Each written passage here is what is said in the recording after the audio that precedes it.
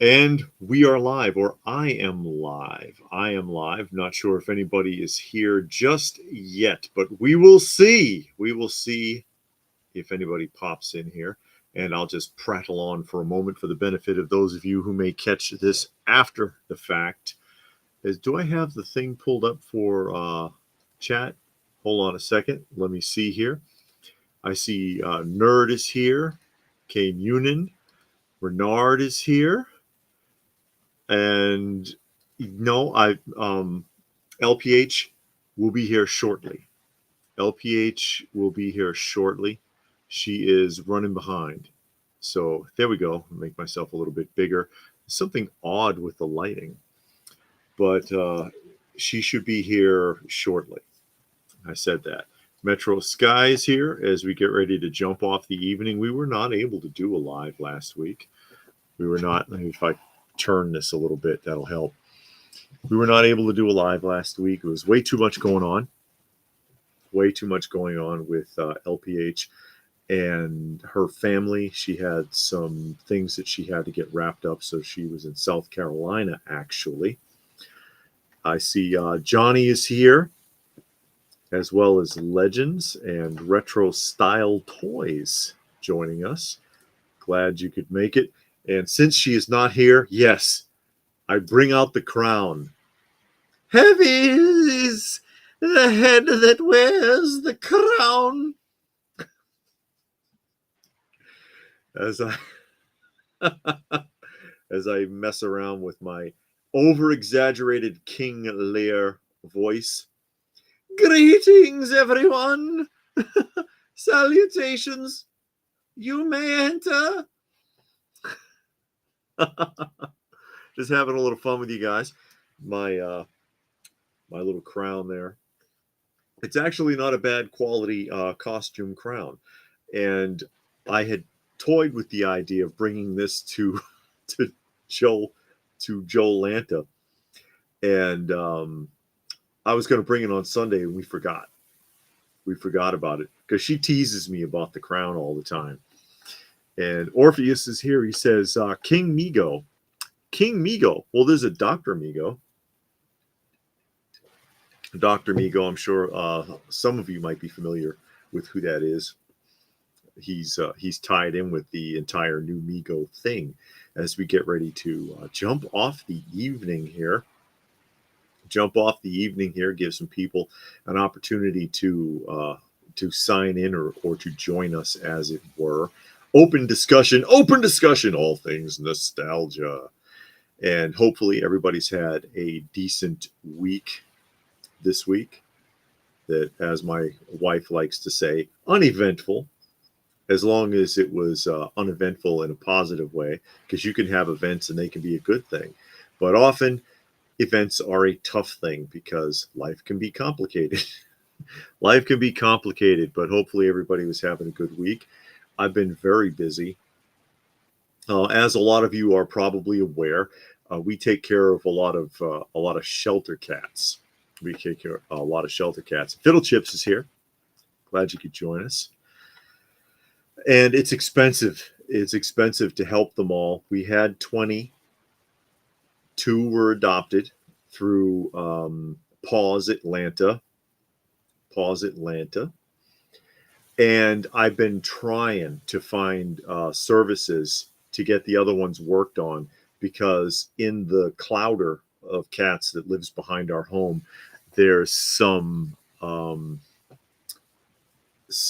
20, no,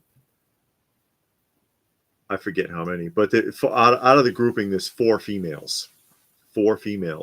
And if you're not careful, you'll end up with 50 of them. Maybe it's the lens. Let me wipe that lens real quick, because it looks funny. Is that better? I don't know. Could be the lighting. But out of the, I'll move some things around. Out of the group, there's 4 females, and I was like, God, if I can at least get the 4 females serviced, right, then I won't end up with 50, 80 cats back there. That can happen very quickly. And I finally got hold to a service, right? And Custom God says, great job adopting out some of the cats. Well, 2 of them anyways, but it's better than nothing, because I'd love to keep them all, honestly, but it's not sustainable. So, and I'll make a whole video on the subject. I'll make a whole video on this subject. But long story short, I was able to get a service that would come out. I was able to get a service to come out. So I might do a crowdfund to help to pay for it. But I don't know. We'll see. But I rounded them up. I did all the work, really. And I got 11 out of the 12 that were out back that were not already fixed. I got my hands on 11 of them. And the woman who was out here was like, this is actually really incredible. I've been doing this 20 years, and this is the easiest roundup I've ever been involved with, because I was able to get all 11 of them in like 30 minutes. And she was like, usually, sometimes I'm days just trying to round up like 5 or 6 of them with people, and you can't get them. And John is here. He says, where's Miss LPH? She's coming. She's running behind. She's running an errand. And Legend says it's really important to get them neutered and spayed to keep them from overpopulation. And Robert is here. And I asked where LPH is. I just told you. Munin wants to know if there's any pickups. A couple of things I'll show you in a few minutes. And Johnny made a donation. He says, here is my taxes, King. Please don't jail me. Ah, yeah, right. I appreciate it, Johnny. It goes a long way, especially with all what we're doing here. But I did round them all up, and I got pictures of them. I'll put it up here. These are all of them in the little cages after I caught them. That's a kitten, actually. That's not. He's just rough. That's a really rough customer, that one. That is Monkey, I think. Or is that Speck? I don't know. I name them because I'm crazy. There's another one of the kittens. That's another kitten. She's a sweetheart, actually. I call that one Pirate, because if you see her face there, her nostrils are black. And it's kind of like a skull. It's weird. That's Monkey. That's Monkey. That's the one that was burned, that someone found in the engine of their car, and they brought it to my house. That's one of the kittens. That's the feral mama who dropped a litter in our yard. I was shocked I got her, because she usually doesn't let me anywhere near her. That one I call Junior. He's actually a really sweet cat, too. And that one I call Sugar. I don't know why. Look at that expression on his face, like, damn it, what are you doing to me? And another one of the girls, one of the females. I think that's all of them. That's 11. That's 11 of them. John says, have you been using Imperial Margarine, eating at Burger King, or finishing off a bowl of King Vitamin? Do they make King Vitamin? I don't think so. I think they stopped making that a long time ago. And DC is here. And Nerd says, is that real Ermine? No, of course not. And Gilgamesh has joined us. And Johnny said, Monkey is obsessed with the beard. Yeah, the one that we call Monkey. He loves the beard, and he digs in it constantly. If he gets an opportunity, he digs in it. I'll wake up in the middle of the night because he's staying in the house. He was the one that someone found in the engine of their car, and his paws were burned. And I'll wake up in the middle of the night, and he's got his nose buried in my beard, and he's digging in it with his claws. He's weird. Let me see here. Legend says, realize the secret meaning to the public domain book Millions of Cats. As I catch up a few of these. Johnny says, go back to the photo of Pirate. Look at her head. There's a white triangle on her forehead that's perfectly centered. Can I show the photo again? And she's a little ball of fluff. She is a very, very friendly animal. Let me find her. Let me find her here. The one that I missed. There she is. The one that I missed is one that I call Wolf, and he actually looks like a wolf from a distance, a little wolf. But she said it was remarkable how quickly and easily I rounded him up, because sometimes it takes days, and also how healthy they all were. So usually they're not in good health, and she was surprised at how healthy they were. Gilgamesh said, "Cool cats. I hope you could find homes for them." I'll try. I'll try. Custom God said, "Cute kitties. I'm slowly getting a black cat to come into the house and eat. Hopefully he'll live with us soon." Yeah, they'll get to a point. I'm still trying to turn this because I don't understand what's going on with the lighting acting up. You see what I mean? Maybe I need to get to the side. It wants me to be in my usual position is what it is, because I'm usually like sitting right here, and then LPH is right there. But yeah, over time, yeah, they'll get to a point where they're comfortable and they'll come in and hang around. That's how we ended up with Miss Kitty. She wandered around for months at the back of the house, come up and eat, and then run away.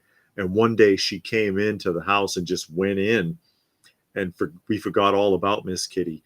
And the next day I was like, "Hey, wait a minute, did that cat ever leave?" And we found her asleep, nestled between two pillows on the bed in the guest bedroom, like the next day.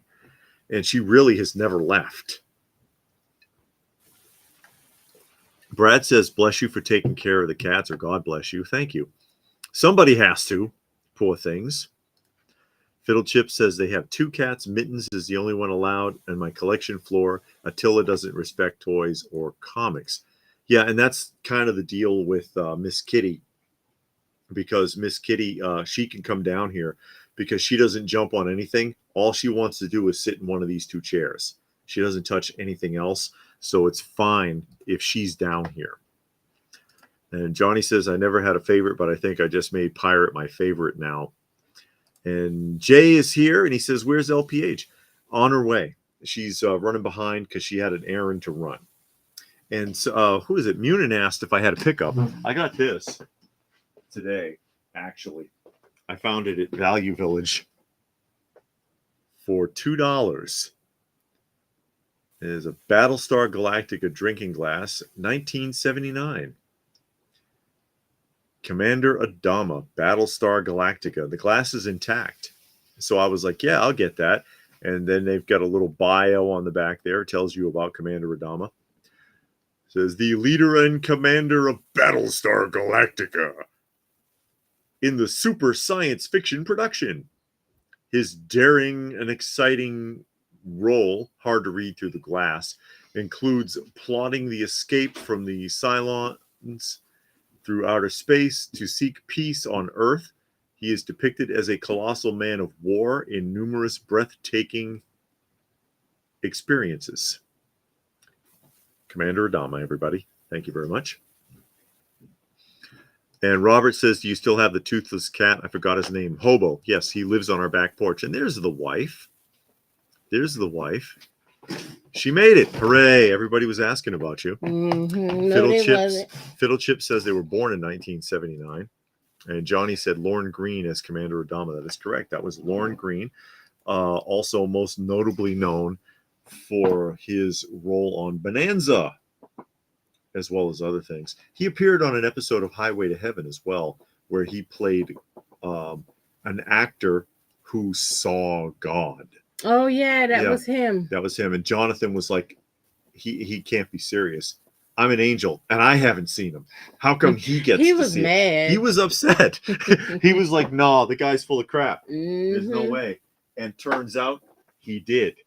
Yeah. He did see him. Disappeared at the end.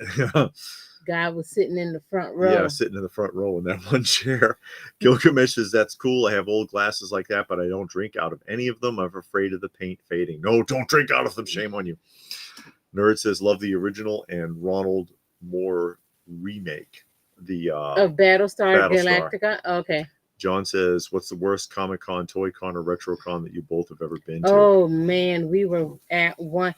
And it's wasn't... slowly dying is what that is. That one's dying. Is that the one? Oh, you tell it, because I don't know if I'm thinking of the right one. Okay.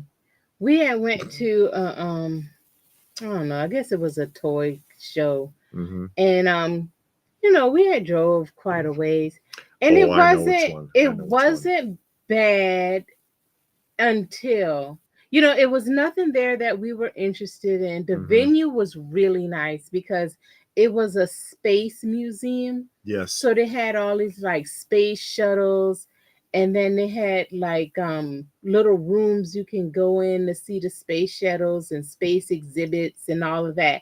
But the toys and stuff, not so much. They didn't have a lot of vendors. It was a small space, and it was still okay until I went to one vendor, because he had a Batman figure that I It was wanted. a. It was It a it was. was a it was a vehicle, Yes. and I asked him the price, and he gave me a hard time, really rude about it, and I just like, screw you, dude, and walked away. And after that, that's for me, that's what made it bad. But the show itself was fine. It was that one experience that caused it to be kind of lame. Which one are you talking about? Oh, I thought you were talking about that one that we agreed recently we're not going back to. Which one is it? Um, it was that comic show, but there was only like 4 comic vendors there because every time we go to that show, there's fewer and fewer vendors of any kind. They're kind of fading away. I just don't want to throw a show under the bus by naming it. You know what I Oh, mean? I think I know which one Yeah, you're talking yeah, about. And they moved it to a bigger venue. yeah. Oh yeah. Oh yeah. It was really good. They had it in one venue, and then they tried to grow it and move it to a bigger venue, and the venue was humongous, but it wasn't a lot of vendors. It was mainly Toy Alley. I think that's the one you're talking about. I don't know what you're talking about. But I mean, it was okay. I think Oh I no. don't know if we bought anything or not. It was okay. It was kind of disappointing because it was maybe 75% Toy Alley. I mean, Artist Artist Alley. Alley, yeah. I mean, they had spices. They had the guy making Yeah, they had leather goods. the guy with the hot sauce. Yeah, the hot A sauce. lot of people making beads and bracelets and just trinkets and junk and keychains, and Yeah, I'm like, do it these was. people make any money? Because you see people milling around, but you don't see anybody buying anything. The guy who Yeah, burns wood, makes signs, yeah, and like, I yeah. don't know what to think about that. I don't know. Oh, I know which one you're talking about now. Okay, Yeah, okay, okay, okay. I know which one you're talking about now. Yeah, when we went the first time, it was mainly all toys. yeah, And then we went back recently, and it was like almost all Artist Alley. yeah. They can't get the vendors anymore. Yeah, They've I guess they're not making any money there, so they slowly like backing off. yeah. And everybody there is on Etsy. They got an Etsy store, and it's Etsy this, Etsy that, and it's like an Etsy or Artist Alley con, because I mean they got the person that make T-shirts, and um they paint things on your jacket and all kinds of stuff. I know which one you're talking about now. Okay, okay, okay, yeah. I think it was a Universal Studios restaurant, Robert, Hmm. if I remember correctly. I could be wrong. Munin says you remind me by showing that cup. I'll have to do some early Christmas shopping. And Hey John John, McJunkin is how are there. you? And Yeah, what was it? Jay says, are you going to Retro Toy Con? I think so. Uh-huh. I have an aunt that's sick that lives in that area, Uh-huh. and I try to go see her. Last year I wasn't able to. My mom had got sick at the same time Retro Toy Con went on. She had that stroke at the same time, so I ended up not going. Hopefully this year we go. We haven't been in a while. Um, I want to say we missed the last 2 shows, so hopefully we're able to go. Yeah. Hey, David, Blue Splash is here. how are you doing with the move? Oh, how did you do with the storm? Because you were in Florida, and that's where that you had 2 storms back to back. Mm-hmm. So how did you fare with that? And I know you say you're moving. Hey T Stewart, how are you? And Fiddle Chips went to New York Comic Con. Oh, No more. 1990 to 2016 Pop Culture Festival. That's way too expensive. whoa. Well, I mean, Plus New San Diego York right Comic Con now. too, and I've talked about that before because Bud Plant, who had been there for 48 years at San Diego Comic Con, um, bailed, and Mm, he was a fixture. He's one of the originals that would be out there, and he was like, it's not vendor friendly anymore. It's not really about comics anymore, and it's way too expensive. mm-hmm. I was hoping to round off at 50 years. I can't do it. I can't do it. Mm-mm-mm. I can't pay thousands and thousands of dollars for a table and have nobody buy because they're not even there for that anymore. No, they're there to do It's turned cosplay into something else and entirely. all of that stuff right Yeah. there. So we like the smaller shows. We never been to Dragon Con. Or That's the big one. dedicated shows. Yeah. Yeah. You know, toy and comics is fine. Comics only, toys only, all Mhm. of that's fine. But when you get to them big wigs and you got movie stars coming and they're doing a premiere of a new movie, new TV show, mm-mm. That's just ridiculous. And then you Yeah. got to pay $300 for the weekend. No, that's just too much. For starters, Johnny Yeah. says he respect that you will describe a situation or person, but never call the names out. That's a channel that's worth staying to. Thank you. You're welcome. Well, we're not looking to get into a feud with anybody. No, and we're not looking to Yeah. tear anybody down too, Yeah. because just because we don't like something don't mean you Yeah. might not like it. Or we went to, like we said, we went to that show. We didn't find anything, but somebody Mhm. else could have went there and Yeah, struck maybe they had a gold. good time. You know, yeah, everybody's not looking for the same thing. Mhm. And you know, you can't try to tear people down. You got enough trouble in your life. You don't need some stranger I that know. you only know by name on a comment section You start. Yeah, to that's tear why. you to bits. That's why I did that video a couple of weeks back too. I don't need to title my video with an At an so and so. ampersand at so and so sucks, and why I think at so and so is a piece of crap, and then I get like 100,000 views, and that would be nice. Yeah. But I don't want to clickbait my way into No. views or feud my way into views. No. We'll earn Yeah. it the honest way. And if that take 12 years, it'll take 12 years. As Action Joe Figs. Hey, and he has a channel showing Yes, he does. action. Well, G.I. Joe figures. G.I. Joe figures. Yeah, mainly the big ones and how to restore them and do work on them. And Johnny said comic dealers are few in comic cons now. Now you see magicians, cell phone carriers, colleges, magicians, insurance companies, and recruiters. Yeah, we've seen military recruiters the last couple times. Yeah, I'm not insurance or cell phone now, but military army recruiters. Because that's who you want to recruit, comic book guy. That's who you want coming. You never know. You never know. Mr. I haven't changed my shirt in 4 days. I haven't washed in a month. You can look at my shirt, sir, and determine everything that I've eaten for the past 72 hours. Yeah, Came in and says it's been many years since I last went to a Comic Con. I remember when the exclusives were attainable and not priced to oblivion. Yeah. Yeah, well. And Nerd says, I love the channel because you guys are so genuine, and so is everyone in chat. Yay! We try. Oh, something else that I got recently. Oh, boy. Yeah. David, the only one that got stuff. Well. Went to a toy show this summer. It was Funko Pops. Oh yeah, Pokemon. God, I felt so old. Nah, young in spirit. These I ran across. When you got those? Action Joe Figs says there's a con here in my town. The tickets are $85. No, I wouldn't go. I'm sorry. Not for no $85. No, we can't. I mean, $20 is the most I think we've paid for, and we whined the whole time with that. Shoot. I know. Anton says, when I went to Comic Con, I only found one guy who was selling action figures, and he was really overpriced. I did buy one Doctor Who figure from him, a Doppel Doctor Who. I hope it was Tom Baker.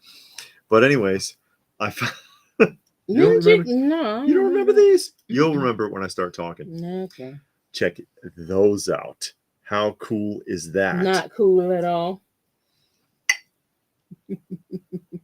Okay. Show your little Christmas mugs. Look at my little Christmas mugs. And it's painted on both sides. sides. Okay. Now, what's so special about these? I don't know. One, because of how old they are. How old are they? Very likely from the 1960s. Okay. Because they are Cold War era behind the wall. Oh, Germany mugs. I remember you getting that from Value Village. Yes. Okay, I remember now. This is probably the only thing that you could get across the border with in those days. This is pretty old school, and it's got this weird crazing on the outside, or the glazing. Mm-hmm. And hand painted. Yeah. Hand painted by 5-year-olds probably. But I'm just like, I wouldn't drink out of it because it's probably 90% lead. But that is just so campy and weird, or kitschy, they say sometimes. So kitschy. And I knew something was off with them when I saw them. And then I saw the markings underneath, and I'm like, oh, crap. I know what this is. Oh, wow. Blue Splash says, I had so many branches down, huge tree tops blown over, and one fell on my power lines. Coming into the house, it was out of power and internet for 6 days. Wow. No generator, had to stay at the sister's house. Really? Oh, my. You had to empty out the freezer to the sister house. Yeah. Because nothing in the freezer or the refrigerator was going to last. Robert talking about the Zika toys, Eagle One, $300 to $500, wow. and maybe 5 or 6 inches or bigger. Yeah, it's going to be around $500 if you order it from, say, Big Bad Toy Store. It's cheaper if you order it directly from Zika, but then remember, you're not going to get the same kind of shipping discount. So you'd have to balance: is it cheaper with Zika with their postage rates, or cheaper with, say, Big Bad Toy Store with a $4 flat rate shipping? Yeah. I would balance that. And yeah, it is a little bit bigger. It's probably about maybe 4 inches longer than the original But it Eagle. stands higher too. Yeah, it does stand higher because it's meant to scale with the 1/18 scale, or 3 3/4 inch action figures that it comes with. Okay. So that's it's meant to scale with them, as opposed to these, which have this one that has figures, but the figures, they can't. Hold on, let me move the thing. Yeah. This one has the figures, but the figures are a little smaller, and they're not like Joe style figures, because they're not hardly jointed well at all. And these are just junk. The figures are in terrible shape. Like you see Konig's arm. It's in here. It fell off. But you see there's only 3 points of articulation, and that's one of them. He can't even sit in the Eagle. But the detail is crazy on these. If I can get in there, I don't know how well you can see his face. Somebody really sculpted the hell out of these for what they are. And one of these days, I'll find the figures and all the correct accessories and put them inside my Eagle, which this again was a gift. Yeah. Lee in Canada, who watches the channel, sent Are you going to get the new one? No. No, it's not in the budget. Munin says, what a great idea for military recruitment, a 400-pound Star Wars fan that dresses as Jar Jar Binks. Our enemies will be terrified. Nobody dresses as Jar Jar. They're all stormtroopers. Yeah, most of the time the cosplay is pretty lazy. Yes, let's be honest. It's always what's the guy in black, Darth Vader or Stormtrooper. Yeah, a lot of stormtroopers, and a lot of people, they dress in the Imperial military commander suits, the gray suits, because they're too chunky for stormtrooper costumes. Anyways, they couldn't wear that stuff, so they put on the Imperial uniform instead, because then you could be any size. It's like the people from the Ghostbusters groups. Yeah, because all you got to do is put on a brown jumpsuit. Hey, Ghostbuster. And a proton pack. And a proton pack. Johnny says there's more Funko Pops than comics at Comic Cons now. The Funko Pops had kind of slowed down and kind of disappeared for a little bit, and now they're starting to reappear. Stepping on my leg. I'm trying to adjust you. Now they're starting to reappear again. Yeah. I'm trying to keep my head out the shot because I got to What's wrong get my with your hair head? done. Oh, tomorrow. you look fine. Fiddle Chip says New York Comic Con is Whoa. 400 now for 3 days. Yeah, see, that's the problem right there.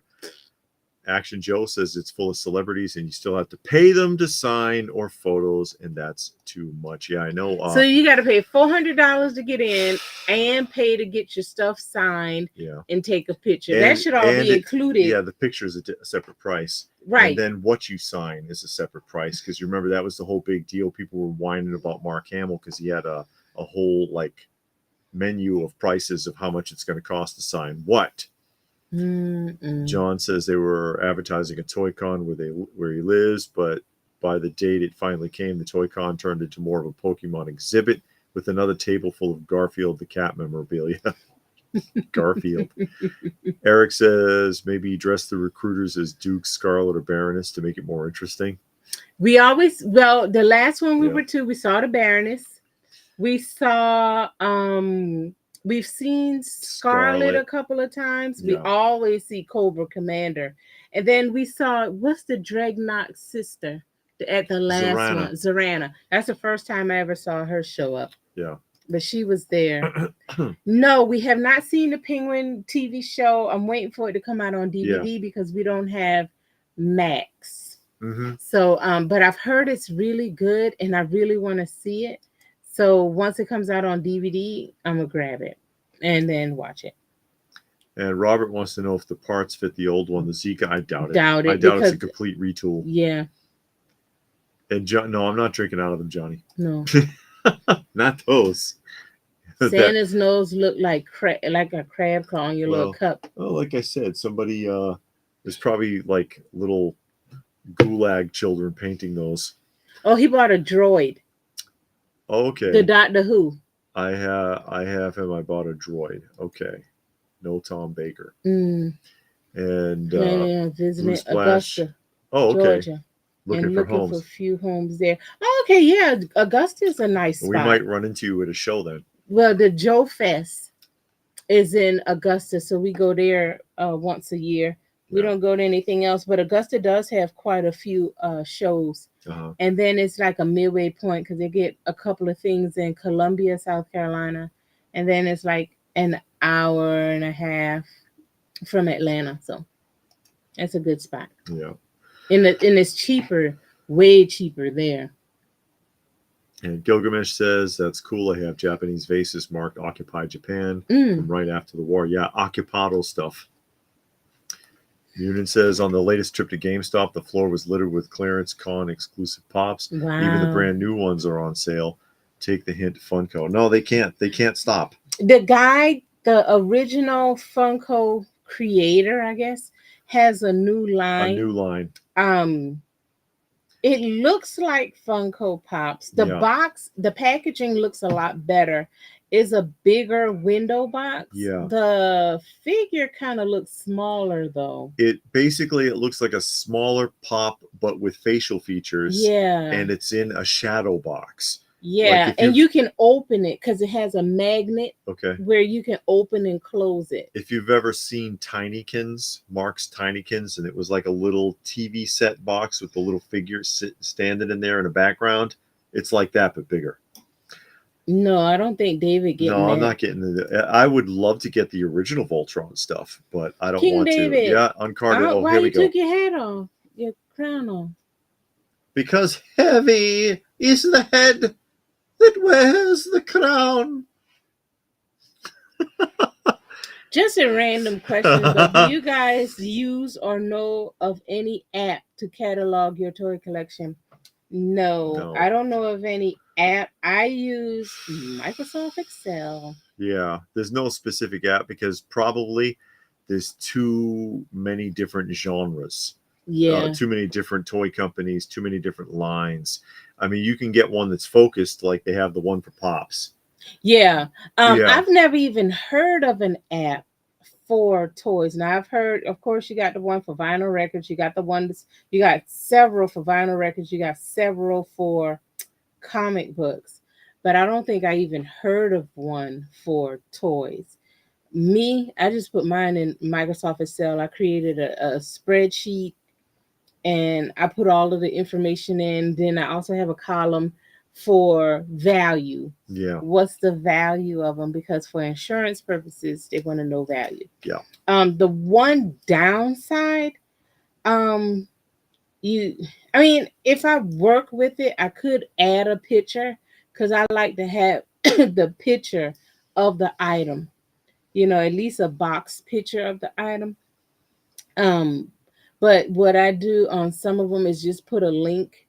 So it's like a hyperlink, and then it'll take you to a picture. Yeah. You know, that outside of that, I've never even heard of a app for or a web page or nothing for collection toy collections. No, we don't celebrate Halloween at No. all. You know what you do? You put a bucket on your porch with a sign that says "Help yourself," but the bucket's already empty. And then when the kids come, they think, "Oh man, somebody snapped it all up." Yeah. Never leave a bucket out that way. You know why? You ever seen any of these Ring cameras of that stuff? Mm-mm. Because the parents, it's Mm-hmm. always the parents. I've seen several videos of it. Mm-hmm. They'll take that whole bucket and dump And dump it. Yeah, and not even the kids. It's the parents that are doing it. Munin says they agree they've been noticing more pops showing up at every store. Those pops will still be there Not years at the from store now. around here. Because well, we go to Walmart. Rarely ever go to Target. It's not in demand like it used to be. No. I mean, and it's actually honestly, it's some pops I would like to see on clearance. I would get it, but they don't show up around here. I guess they got, and I never go to GameStop either. So I mean, maybe if I went to GameStop and Target, I would find the ones that I'm looking for. Uh-huh. Not even looking for. I always say if I see them in the store, I would get them. But I only go to Walmart, so I don't really even look. So I go to Walmart, I look in that section. It's never the ones I'm interested in. Mm-hmm. So that like the end of my hunt. That But well, again, and I talked about this in some of the older videos talking about the Funko, the company. They can't slow down because they are publicly traded. If they slow down, because their sales are reflective of how many are picked up mostly by retail outlets, not by how many actually sell. So they've got to keep moving volume if they're Yeah. being publicly traded. They're already a junk stock because they're less than, what is it, $28? They're like under, at $11. Yeah, but you have to be under $28, I Oh, think, to be a junk okay, junk okay, stock. So mm-hmm. yeah, they're a penny stock basically. And in order to justify being publicly traded and not going bankrupt, they've got to keep cranking out merchandise. They can't stop, especially since I think it's next year, isn't it, that their notes come due, and if they can't refinance, they'll have to sell out to another company or Hasbro or Disney or somebody. Disney probably. Yeah, so and then really it's really up in the air. It's all stuff I've talked about, like in videos. Well, it's been a while since I've done a dedicated Funko video. Yeah, it's crazy. Everybody got mad at me anyways because you Funko forever, man. You don't understand. They have all these franchises, dude. And it's franchise nobody wants. Yeah, basically it's like, okay, you could have 1,000 different franchises, but you have one product design. That product design doesn't change. The pop is still a pop. So it doesn't matter how many franchises you have if people get tired of the standard concept, which is why they always were trying to roll out something else. The last thing was the sodas. Yeah. Which for whatever reason they've stopped with that recently. They haven't put a soda out in a minute, but they need that next thing because they knew pops would eventually fall off because sooner or later, the ride's over. It happens to every toy line. It's nothing personal. But they weren't doing bad with the carded action figures. It's just that they got in trouble. They got in trouble because they took a Masters of the Universe body and turned it into whatever they wanted it to. And those figures are actually pretty good. I got the Thundercats wave Yeah, and the horror. horror wave. But But the DC ones mhm. were too close because they did the DC as like a fantasy thing. Yeah, It yeah. was too close to Masters, and Mattel was like, "You want to get sued or not? Knock it Mhm. off," and they just stopped making them all together. I mean, all they had to do is retool the bodies. They didn't have to stop. Well, they had to stop the theme because now Super 7 is doing the same thing, and Mattel's not saying anything to them. Those new ones that they're doing, the bulky looking, But they probably got permission. I don't know, maybe, but yeah, they backed off. Well, when Mattel got pissed off, Blue Splash mentioning that the hurricane was the worst that they had experienced, and they were worried about their home and collection, of course, being destroyed, and moved the collection to another room. I hope you got insurance. Yeah, I hope everything's going to turn out okay. Yeah. And Action Joe said, the more I looked at the Operation Monster Force, the more I liked it. I ordered one to check it out. Well, Operation Monster Force. What's that? That sounds familiar. Yeah, it's one of the action figure lines that we show, where the guys are like werewolves and stuff, the soldiers. Mm-hmm. Anton says he got to meet Andy Serkis, though yes, he was expensive. It didn't matter. Oh, when he was at one of the shows. I don't know who Andy is, though. Johnny wants to go to a Weird Al concert. VIP tickets with his signature and photo was $250, and that does not include entry ticket. Not for me. Entry tickets should be included. Wow, Weird Al's on that bandwagon too, huh? And Fiddle Chip says, back in the day, as long as you brought the comic, the artist writer would sign your book for free. I would never pay for a signature, and that's one of my biggest arguments because, you know, my way back in my history, in the early 90s, I worked with Great Eastern Conventions, and they had a lot of comic book artists and writers and colorists and whoever, and they would come to those shows, and they would sign your books for free. If you paid to get in, they would sign your book. And so for me, watching autographs, watching Stallone charging $3,000 for an autograph. And what?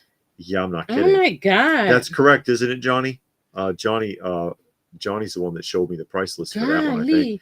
No. And then and what's his name? Mark Hamill charging $700 for an autograph and all the rest of this, and that doesn't even include a photo. And I'm like, God, you know, again, even at the sci-fi shows where you were expected to pay for autographs, it was like $5. And now they want so much for it, and it doesn't add anything. I don't even like autographs. I mean, if you want it for the nostalgic purpose, you know, like I've got Gil Gerard's signature on the Buck Rogers figure up there, and Felix Silva on the Tweaky, but just for the sake of the nostalgia, if you feel the inkling towards it, but it's not going to add value. It won't. There's too many of them. It's not like if you wanted Houdini's autograph, how many of them do you think there are out there? 1 million. Houdini? I don't know. No, you probably couldn't find one legitimate one for sale on eBay. They're all copies or facsimiles. But Stan Lee, there's probably 10,000 Stan Lee autographs on eBay right now. I think he's been doing signatures since the mid-70s. He's been selling his autographs since the mid-70s. Well, he was giving them away at first, but then he started charging. Or if you look at, like, I've mentioned Lou Ferrigno before. Remember, he's been running the autograph circuit for more than 30 years. No, it's called Thrill Joy, and you can go to their website, and it runs about $50 each. Munin asking about what those figures are. I never heard of U2's, but the one that I'm talking about, the guy that used to own Funko, his is called Thrill Joy. Yeah. And he got the same Funko license, I guess. I don't know. He still got the rights to them. He still own them. I don't know how that works, but he already got, you go on the webpage, they got the Masters of the Universe, Lord of the Rings, some Marvel stuff. He already got a lot of stuff. Yeah, it's licensed stuff. And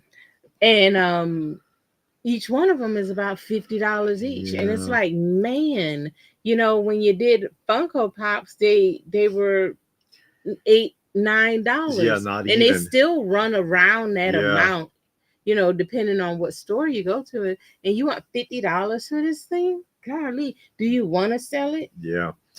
Johnny and Gilgamesh say they use Excel spreadsheets. Yeah, I use that. But the one thing that I thought about, not that I'm interested in them at all, but I was like, okay, if this turns out to be like a Funko, you at least you're at the ground floor. So if you were to buy a couple of them, at least you got the first ones, and then if they jump off in 5 years, Yeah. and then it's like you paid $50, but now they were 600. Because some of the first Funkos are worth a lot. Yeah, the pre 2015. Yeah. Because that's when they went. They were around since 2010, but nobody was interested in them.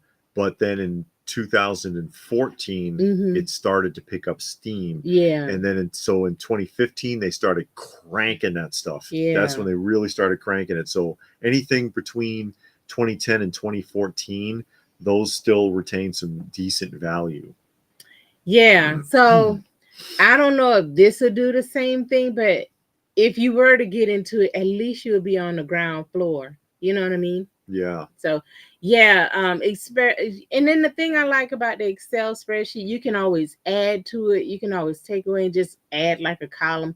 But I use it for everything: my comic books, action figures, my statues, my lunch boxes, everything except for my records. I use Discog for that. Yeah. Because one is free.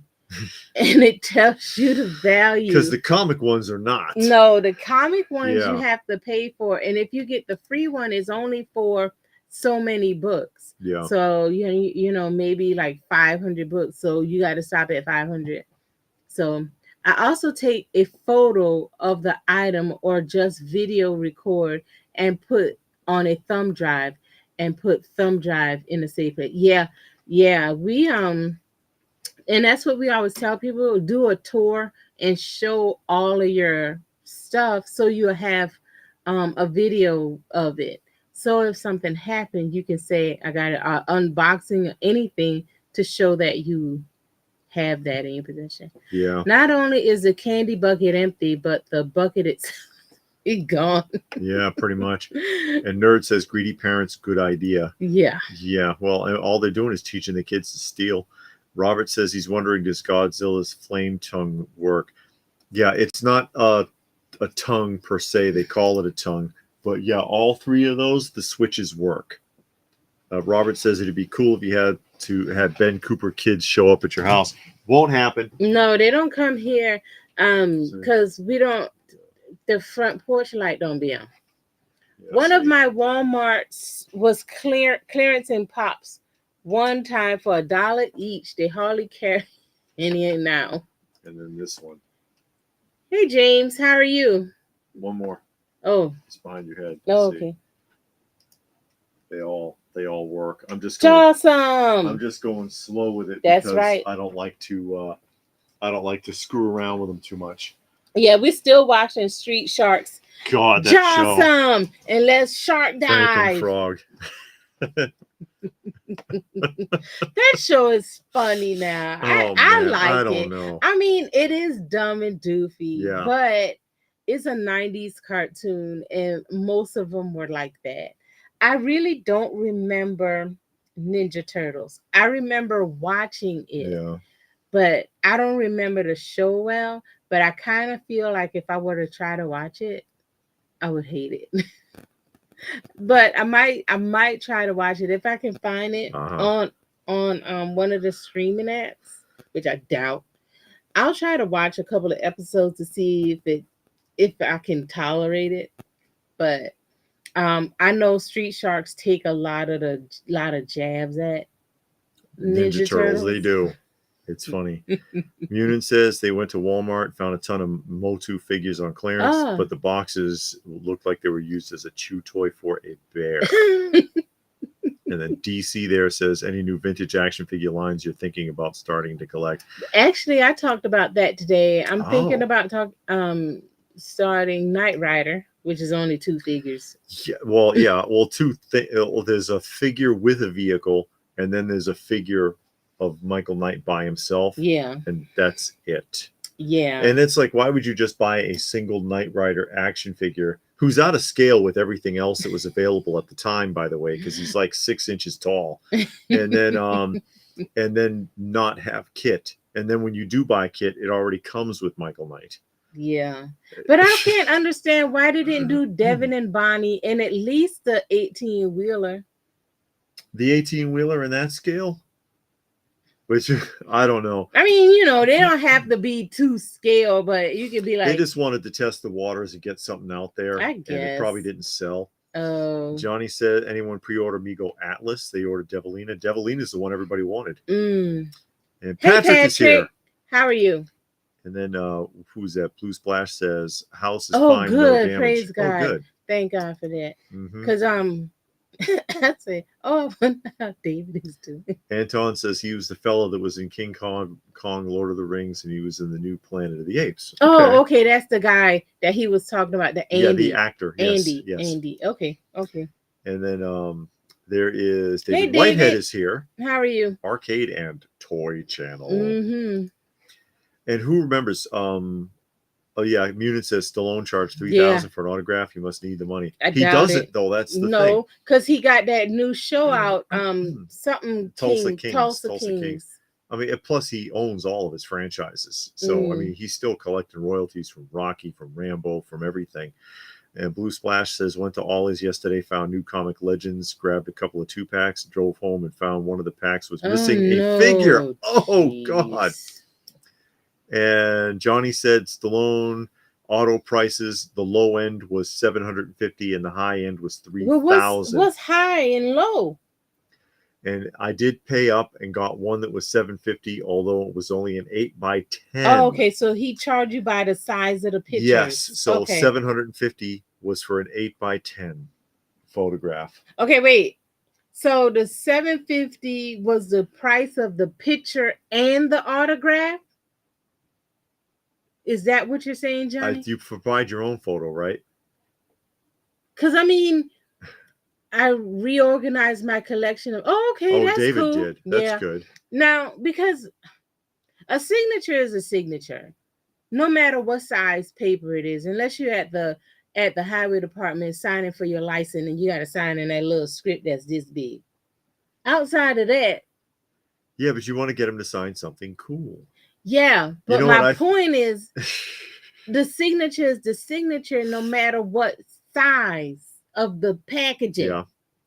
You see what I'm saying? If it's a index card, an envelope, a figure, a box. You know what I think is funny? The kid who, I can't remember his name, but the kid who was the boy from Gremlins. Most of you have seen Gremlins. He's on the autograph circuit and he signs Gremlins stuff. Yeah. But people get him to sign stuff with Gizmo on it, right? Yeah. He wasn't the puppet. He was the kid. Right. So you're signing, that's like if I was the actor who played Boba Fett and I'm signing autographs on a photograph of Darth Vader. That wasn't you. He was at Plastic Empire doing that. And he was signing Gremlin Pops. He signed everything. And at $50 a pop, I think. $50 or $60. I think it was $50. Yeah. And I remember that. That's not you. You weren't Gremlin. You weren't Gizmo. Gizmo was the name of the Gremlin. That wasn't you. What they got to do with Sylvester Stallone got these tiers of signatures? I don't know. Nerd says, David, don't get Ferrigno angry because you wouldn't like Lou when he's angry. Lou's always angry. But I'm saying, why you got to charge for various sizes? Your signature size most likely is not going to change. The grade of your signature is not going to change. It's not like, oh, you getting the $750 signature, so I'm gonna write it all small and like I'm 2 years old. And if you pay $3,000, you're gonna get this big old signature with a black Sharpie pen, and it's gonna be all nice and neat. You know what I'm saying? What's the difference? I don't know. That doesn't make any sense. I want to do a whole video on the subject, actually. I've been thinking about that because I have some points to make. Fiddle Chips. The only point you can make is what's the difference between $750 and $3,000 if the signature doesn't change. Because they are basing their pricing on the fact that they believe you do not legitimately want that autograph for yourself. You intend to flip it. So the larger or the more obscure the item, the more technical value they perceive it would have, and they're going to charge you more for it based on that. Basically, their pricing system is taxing you on the size of your item based on what they think you're going to try to flip it for. What if I get them an index card? Base price. That don't make an answer. But you know Well, how I feel about autographs anyway. I don't like autographs. I know. You like And that? Oh, so you want to give back that Undertaker autograph? You got that Undertaker. But I gave it to you. Yeah. You don't want it? I want it because See? you gave it to Oh, me. well, that's but sweet I of you to wouldn't say. go out seeking a signature. If I met the Undertaker, I'm happy just taking a picture. I don't need him. He'll to write charge his you for name. that too. See, that don't make an ounce of sense. Fiddle chips. What if I see him in Walmart? It used to be free. They used to let you take But pictures. if you see him in Walmart, I bet you it'll be free. Maybe. Can you be like, "Hey, Undertaker, how you doing?" And then you do like this. Okay. Well, my contract with my production manager doesn't allow me to do that. Fiddle Chip says, the idea of paying for another human being's autograph to me is silly. That's putting a person on a very high pedestal. We've signed stuff before. People have asked us to sign stuff before. Yeah, we didn't charge a dime. No, we didn't charge anything. I bet you I'm gonna charge next time. That one guy wanted me to, weirdest thing I ever, because Pixel Dan brought this up on his channel before, because he had to sign something and he thought it was pretty weird. Mm-hmm. It was because people get him to sign like Ninja Turtle stuff and things like that, and he's like, I don't understand, because why? He understands signing his book. Yeah. But why are you bringing me action figures? And the weirdest thing that I've ever been asked to sign was that mug. Remember, it was a Arnold Schwarzenegger Terminator 2 Judgment Day coffee mug. Remember? No, you don't remember that? No. And I'm like, okay, whatever. Johnny says he's not seen the Charlie Brown Christmas tree on eBay yet. Tree stolen from the pop itself. He's had a video clip that someone stole the little tree out of the Charlie Brown Christmas pop box. Of his? No, it was one in the store. Oh. Munin says, any autographs I own are on trading cards. I got them for less than the price of the pack of the cards. I don't understand. Yeah, that. well. And Blue Splash says, anyone seen any Trick or Treat Studios killer clowns at Walmart? No. I don't know, because we don't look. We don't really Gilgamesh found Gizmo and Beetlejuice and Ben Cooper kids at Target the other day. Okay. From NECA. Oh. Gonna crank them out with every license they have. They probably are. They probably are. And Robert wants to know if I'd buy Street Sharks. Yeah, I like the figures, but the original figures, I'd love to do the line. They're so freaking expensive. But somebody else came out with them, and they look basically the same. It's still Mattel. Okay, well they reissued them. They just changed them a little bit. It looks similar. Blue Splash says it's awesome you guys are watching Street Sharks. Yes, awesome. This making me hungry. You know the one that was funny. It was the we just watched it I think last week. The guy, he was a singer and he became a shark. Yeah. And he had this long flowing hair, and him and the other guy kept kind of fighting each other. Him and the other shark. I don't know their names, but that one was funny. Street Sharks. Robert says Playmobil has a Knight Rider. It probably costs as much as the original one. I don't want no Playmobil. Those Playmobil licensed sets are expensive. Renard says, do you collect bubblegum card sets from classic TV shows? Hey, Renard. I used to have the collection that's gone, but I used to have sealed boxes of cards from like the 60s, 70s, and 80s. Batman and Elvis and Kiss and who was it? Pac-Man, all that kind of stuff. I had the box might have been opened. They weren't still wrapped, but the card packs were all still intact inside those boxes. I used to have a bunch of those. Unit says Jazzware's total anime figure line is out at Target. I don't know why he telling us that at all. And Nerd says apparently with Stallone size matters. Maybe.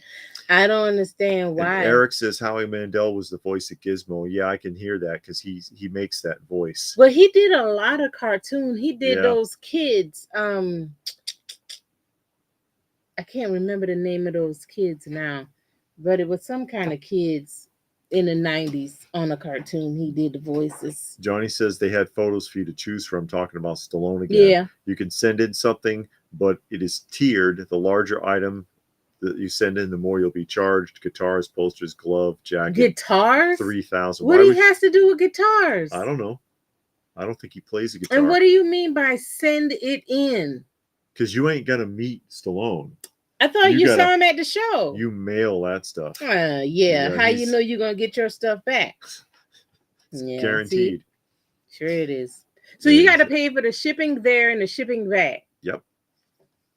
And insurance. Johnny says it's a racket. It's how they get money. Larger the item, the more you pay. I admit it's a scam. I don't know why when that uncarded reviews.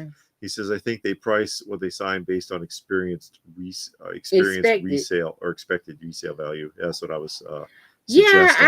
I figure that, but good Lord, man, come on. And Blue Splash said Ollie's has a lot of good Christmas decorations. Was tempted to get some of them. Saw a huge drop on Halloween decorations at Sam's Club.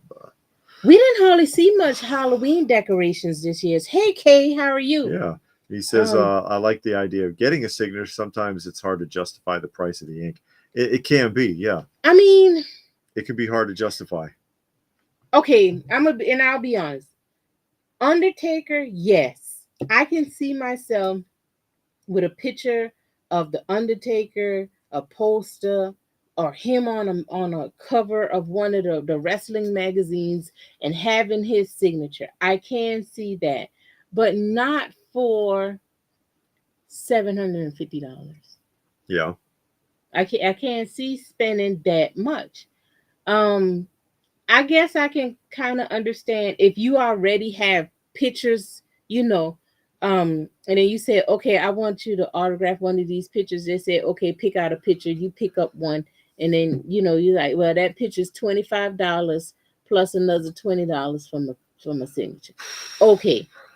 But that's not what's going on. And I know every time we go somewhere, we always see Sergeant Slaughter. He signs a lot of stuff, but we never went over there to see how much he charges. And he'll take a picture with you, like putting you in a choke slam and all kinds of stuff like that. From what I understand, a photograph, of course, you take a selfie with him, that's a different charge. But to put, if he does like the Cobra clutch on you, there's an additional charge for that photo. Because then he's got to touch you. Are you being serious, or are you just saying some stuff? I'm serious. That's what I heard. What's the difference between a selfie and standing next to me? Yeah. Okay, $40. I gotta touch you. Man, I need some more money because I don't know where you've been. I don't know. Johnny says, yeah, they're flipping it. They want a piece of your pie before you sell it. I don't know about all that. I don't care about nobody's signature. And Robert says, I think it's our fault, people selling the photos that were meant to be for the person, not selling off. Yeah, I agree with you right there, Robert, because it's like, oh man, let me go get this so I can make some money off of it. And then a lot of people do that. Yeah, and then I guess they got wise to like, oh, you making money off of me. I'm not gonna get anything from that. Yeah. So let me go ahead and upcharge it so I can get something out of it. You know what really has jumped that off in the last few years? Comic books and Funko Pops. I think the signature thing has been going on. It's been going on longer than that, but I'm talking about like where I've seen the prices just really skyrocketing. Comic books, there you go. Comic books and Funko Pops, especially with the Pops, because people were deliberately buying them or deliberately getting autographs as a way to retain value on the Pops. And a lot of Pop collectors had said that and even told me that. It was like, yeah, this, while they're sitting there thinking Funko will never die, you want to add an autograph to it to help to retain value. Well, then it's going to die, and then is it really justified? Because the amount that you paid for it, you're not going to get it back. Go on eBay, and how much does it cost to get an autograph from a wrestler, any wrestler? Look on eBay. I bet you it's cheaper than if you were to buy that item and go and get it signed. It doesn't retain the value. Right after the person dies, maybe like it'll boost up for a minute, then it'll float back for down a month or two, and then it'll bottom out because the market will be flooded. It doesn't hold the value. Johnny wants a signature of me. Yeah, wearing the crown, but you're gonna charge for that picture. Display and the signature. Display wants to charge the landlord for the signature on the rent check. Yeah, I like that one. And Munin likes the idea of an autograph video. Yeah, I have some ideas, some things I wanted to throw out about that, because this seems to be a rash on the community. Uncarded met Lou Ferrigno at Dragon Con. He actually had 2 separate 30-minute conversations with me. Wow. Seemed super nice. I think he signed an 8x10 Hulk picture for like 15. How long ago was that? Gilgamesh saw Killer Clowns at Walmart. They look good, but not for $35. Blue Splash says you should watch the Tick cartoon from the 90s. I have seen that cartoon. She has not, but I have. And T. Stewart says Fanatics own all athletes now, every sport, no more free autographs. Shit, no kidding. I know it.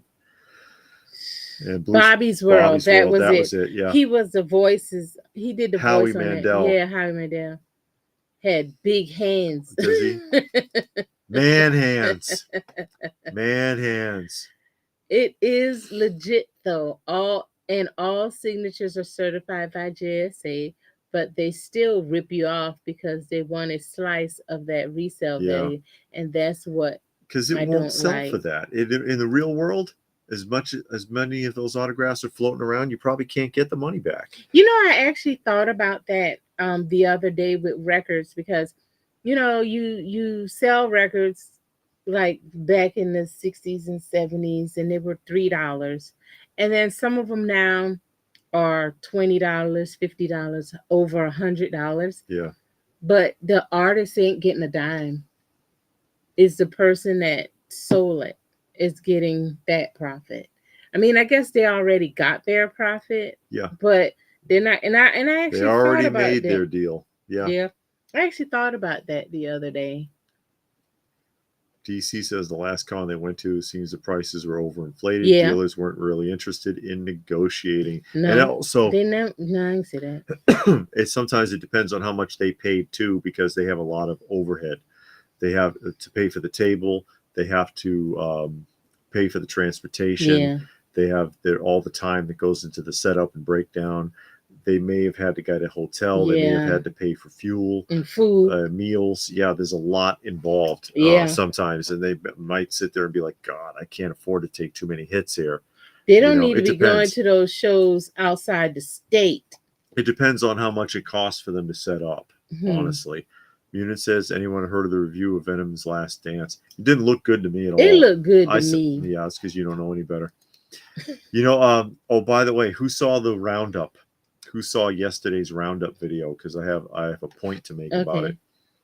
Robert wants, I love to get Mark Hamill, Patrick Stewart, William Shatner, Harrison Ford, but it ain't worth it nowadays. Nope. It's so expensive.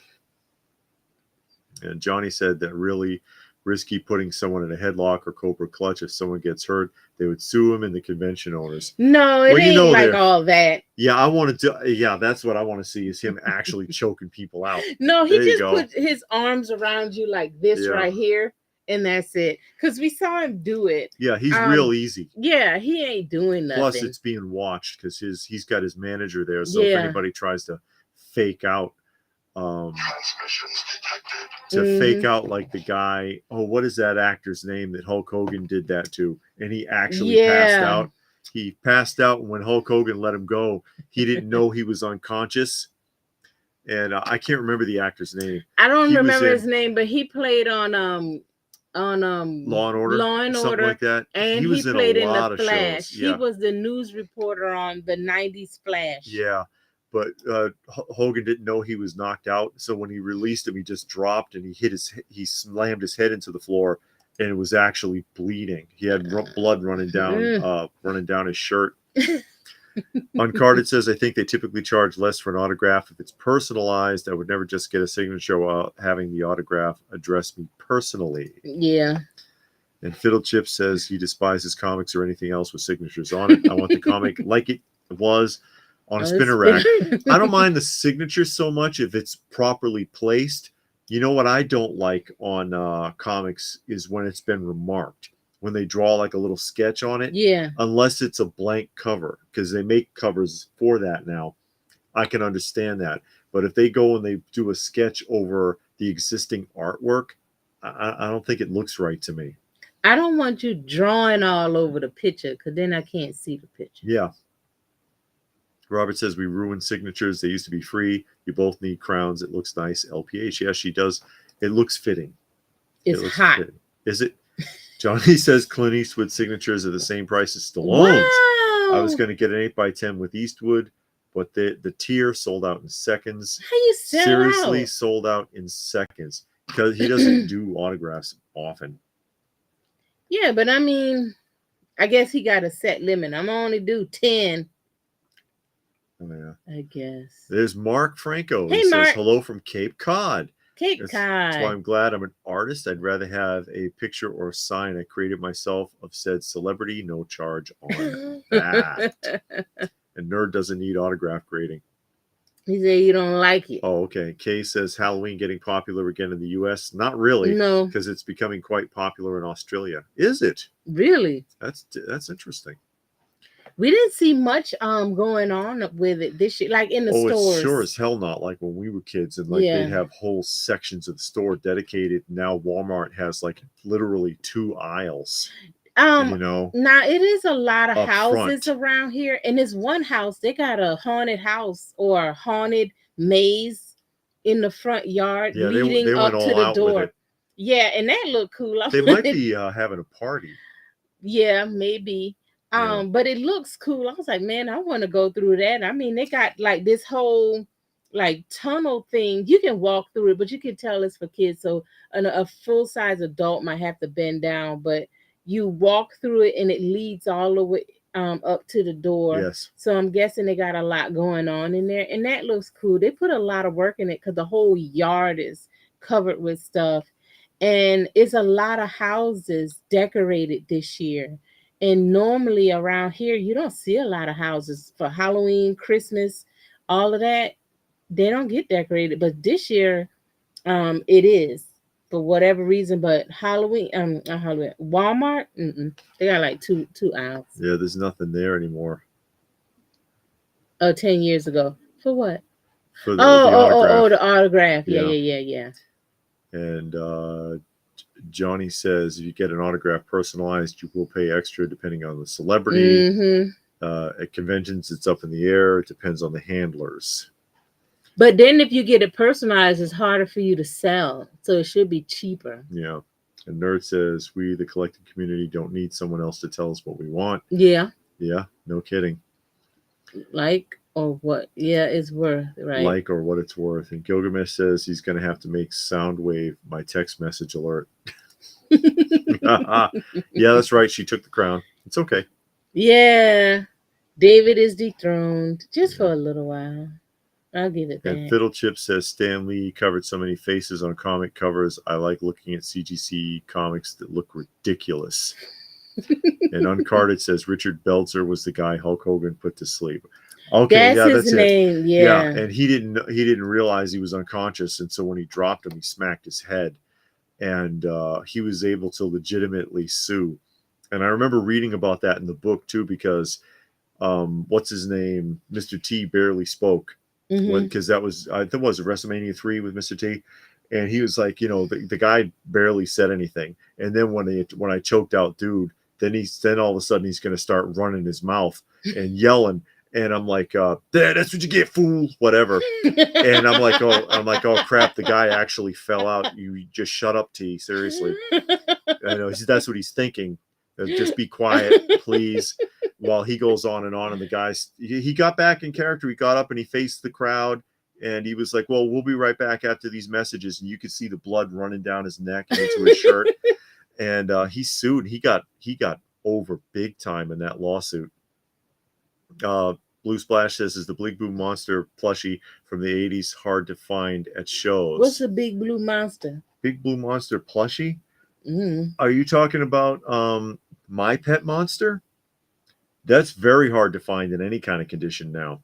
Unit says the Halloween stuff is already on clearance or gone in my areas. Christmas is already out in full force. Yeah, the Christmas stuff is inching its way in. And then there is Hey, Reston. Reston. How are you? What I was talking about, and I asked if anybody, I guess they missed it, but if anybody saw the roundup yesterday, and I showed that somebody had redone the product people. Oh yeah, you showed that. They had redone the product people, and so I showed a picture of it, and I wasn't quite sure who did those or how much they were. Turns out they range up to $500 a piece, and I'm like, are you sure holy that somebody didn't make sugar. a mistake? They meant to say $50. I don't think so. I don't think so. It's like $350 to $500, because there was a couple of people that chimed in on that. And you know, aside that, you know, you're getting into the realm of what it would cost for an original one in box. Maybe not the best condition, but I'm not paying that for a homage, a modern homage to the original product people line. I'm like, God, how do you justify these prices? And that just drives me nuts, because I hate seeing modern action figures that are remakes of vintage figures that actually cost more than if you bought the vintage counterpart. That makes me crazy. And I've talked about that before with the Playmates Ronin Warriors figures. The modern ones cost more than the original ones mint on card. Explain that to me. Or the reissue of Skeleton Warriors. Yeah. They came out, I think, 2012. Somebody made a homage reissue of Skeleton Warriors, and they were like $75. You could practically buy the whole carded line of Skeleton Warriors for $75. You did. They don't cut. Yeah, I paid less than that. I think it makes me crazy when I see this. It drives me nuts. And like, I understand for Marvel Legends, and they'd like to do those Toy Biz homage figures. They're $26, $27 a pop. I can get the original ones. I see them at shows all the time for like $5, $7 a piece. Are they adjusting for inflation? I guess. Blue Splash says, yes, My Pet Monster. They go for quite a bit, and you rarely see anything from that line. And when you do, they're in rough shape, because there's like a vinyl like overlay on the paws and on the feet, and that stuff peels right off. It's like that spray-on pleather stuff, and often it's either peeling or missing or sticky. So it's tough to find that in good shape. Oh, let me do this real quick. Johnny said, how much for a signed crown photo of David? I want it personalized. $150. Gee whiz. And you can PayPal me. Kay likes Halloween for nostalgia of old movies and TV shows. Probably would have loved it as a kid, but now as an adult feels too commercial and forced on parents. Fear of their child missing out. I can completely empathize with that. And I like the nostalgia of it as well, but that's dead. It's dead in the modern era. You don't see it anymore. I do have some vintage Halloween items, and I love that stuff, especially the blow mold things. But as far as Halloween, and I never had Halloween as a kid because I wasn't allowed to trick or treat, so I don't have that experience anyways. Display says the product people stuff you showed was remixed by Cause, who is a street artist who makes collectibles, so Foobies. That don't mean it should be $300. That's who it was. I couldn't remember the name. Hey, David. Oh, there's David, nostalgic for the 70s. He has a channel. Yes. He says, when I was a teenager, I went through the autograph phase. Now as an adult, He I would don't take have a these channel or celebrities' YouTube. He got a autographs for Facebook. free. You do something with Atari, don't you? Correct me if I'm wrong there, David. Oh, I know he got the Vintage and Atari 2600 stuff. Oh, Remember, that's why celebrities are not the characters you like. Many are lowlives. Some are. Some are real bastards. And some are nice. It depends. Fiddlechip says Batman year comic reprints cost more than if you bought the real thing. Oh my year God. one. Year one. Yeah. And Robert recently got a Daggett plushie pull string. Oh wow, from Mattel. That's from that show. Yeah, from Battlestar Galactica. Does it still talk? He says, I bought it because I never knew they made it. I also got Konami Colonial Viper or Konami and the big BSG comic. Yeah, that's a cool item. It's about so big, right? And the talking Daggett, the pull string, they don't always work. Paul agrees on the Skeleton Warriors. It's ridiculous. But, I mean, I could come up with a bunch of examples. I mean, there's no point. But I have brought that up when we do our roundups. And I'm like, you know what? It'd be cheaper to buy the originals. I'd rather have the vintage ones. I mean, I know the modern Marvel Legends are better articulated.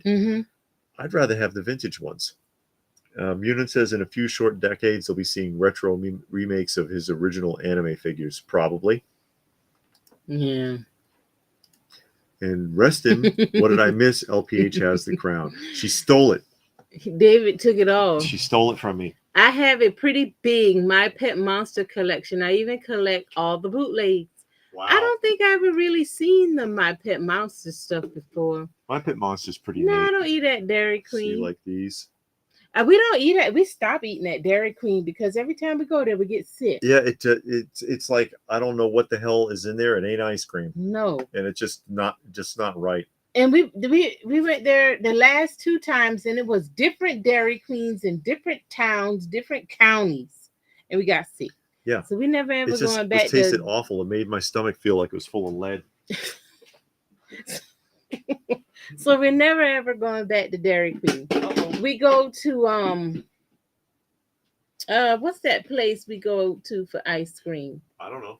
Where do we go? We went somewhere for ice cream, didn't we? Where do we go?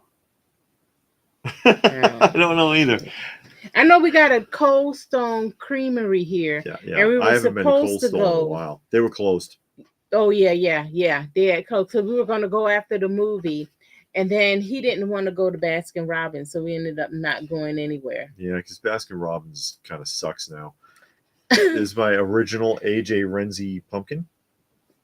Blow mold pumpkin. This is the 70s one. See, it's got the embossing on the back there. Trick or treat. Robert says it's kind of worn, but everything works. That's okay, all that matters. It does work. That's and cool. You got it. Blue Splash says knockoffs are price of a couple of hot toys. Golly. Yeah. Some of the like bootleg stuff is pretty lithograph expensive. they got on the back here. The trick or treat little witch. It says or treat there. Yeah. See, stuff like this I like. I don't like celebrate Halloween, but I appreciate this kind of stuff. Paul says sitting on my Star Trek Next Generation figure is going to be worth big money someday. They were worth big money in the 90s. The Playmate Star Trek was selling like hotcakes.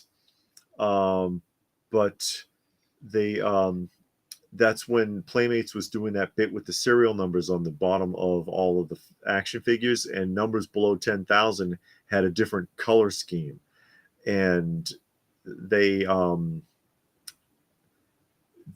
carrying a premium up until Playmates dropped Star Trek after the 1701 issue that they had, the 1701 variants. People got pissed off and they gave up the contract.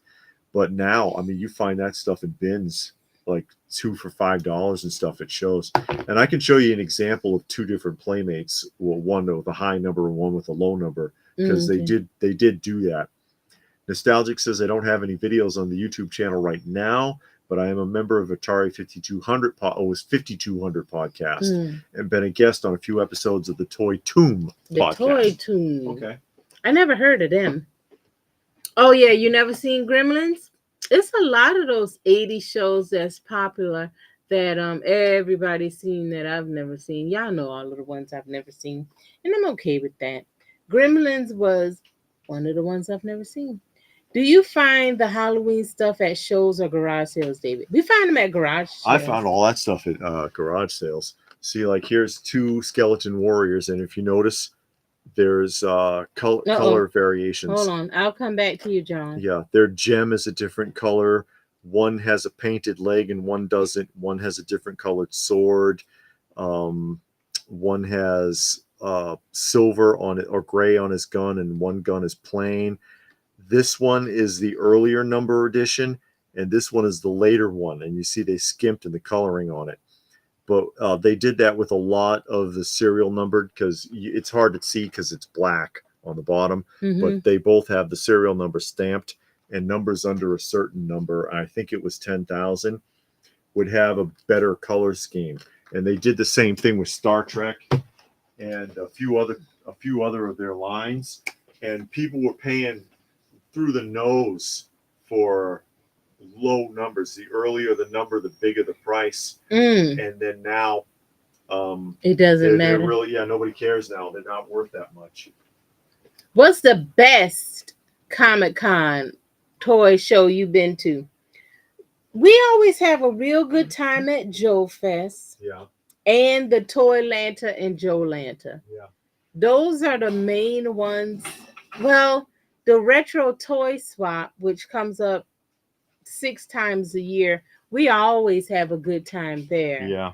But Joe Fest is always really good. And Joe Lanta, Toy Lanta, we have a good time at those shows. So I would say those. And David, you pulling the thing. What am I doing? You pulling the mouse. Okay, I got it. Just wanted to bring this one out. Okay, David gonna show y'all something. Hold that for a second. I'll shut the light for you. It glows. Yeah, that thing works. There's a lamp. Oh, look at that. Yeah, look at that. This would be cool to do the podcast like this and just have this thing. Well, people have been asking if we were going to do one on Halloween. We talked about doing one for Halloween, talking about Halloween movies, talking about that. And just the different ones that we've seen, talk about it a little bit, and even maybe songs. Because I looked at a list, and they had like a list of Halloween songs, and I'm reading this list, and I knew the songs, and I'm like, these songs have nothing to do with Halloween. Yeah, and this is a Union Products. It's not an AJ Renzi, it's a Union Products. This owl is actually pretty hard to find. I found this at a yard sale. Here, take that for a second. Okay. I'll go put the lights back on. David says he's very tempted to get those X-Men 97 Marvel Legends Sentinels they reveal at New York Comic-Con. How you turn this off? Is the button? No, the switch is down here. Yeah. Video idea: how restaurant chains have turned into crap. We did that already. Did we? Yeah, we did do that. Probably about a year or two ago. But we did talk about that one.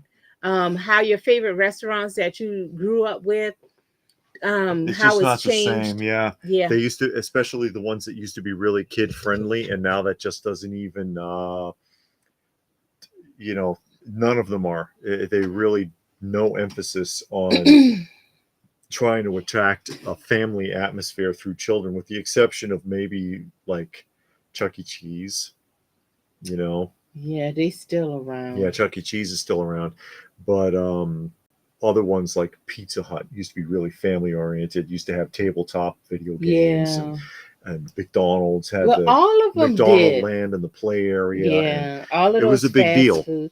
And then they used to have the meal prizes and all of that.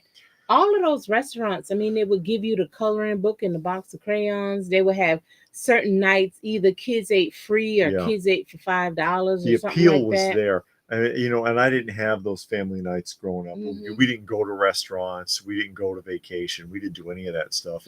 But with my kids, actually the big one with us was International House of Pancakes. IHOP. Before it was IHOP, but International House of Pancakes, because they had the thing with Wednesdays kids eat free. And so I would I would take them there on Wednesday, and that was just a thing. That was just a thing that we would do, and they really liked that. And they had the kiddie meal with the little everybody always wants the happy face pancakes, and then they get the coloring books and whatever the hell you do there. Just whenever I could, that was just something to do. My aunt used to take us, all the kids, to Shoney's. I want to say it was either Tuesday or Wednesday night. Kids ate free. Yeah. And her and her two daughters, they were older.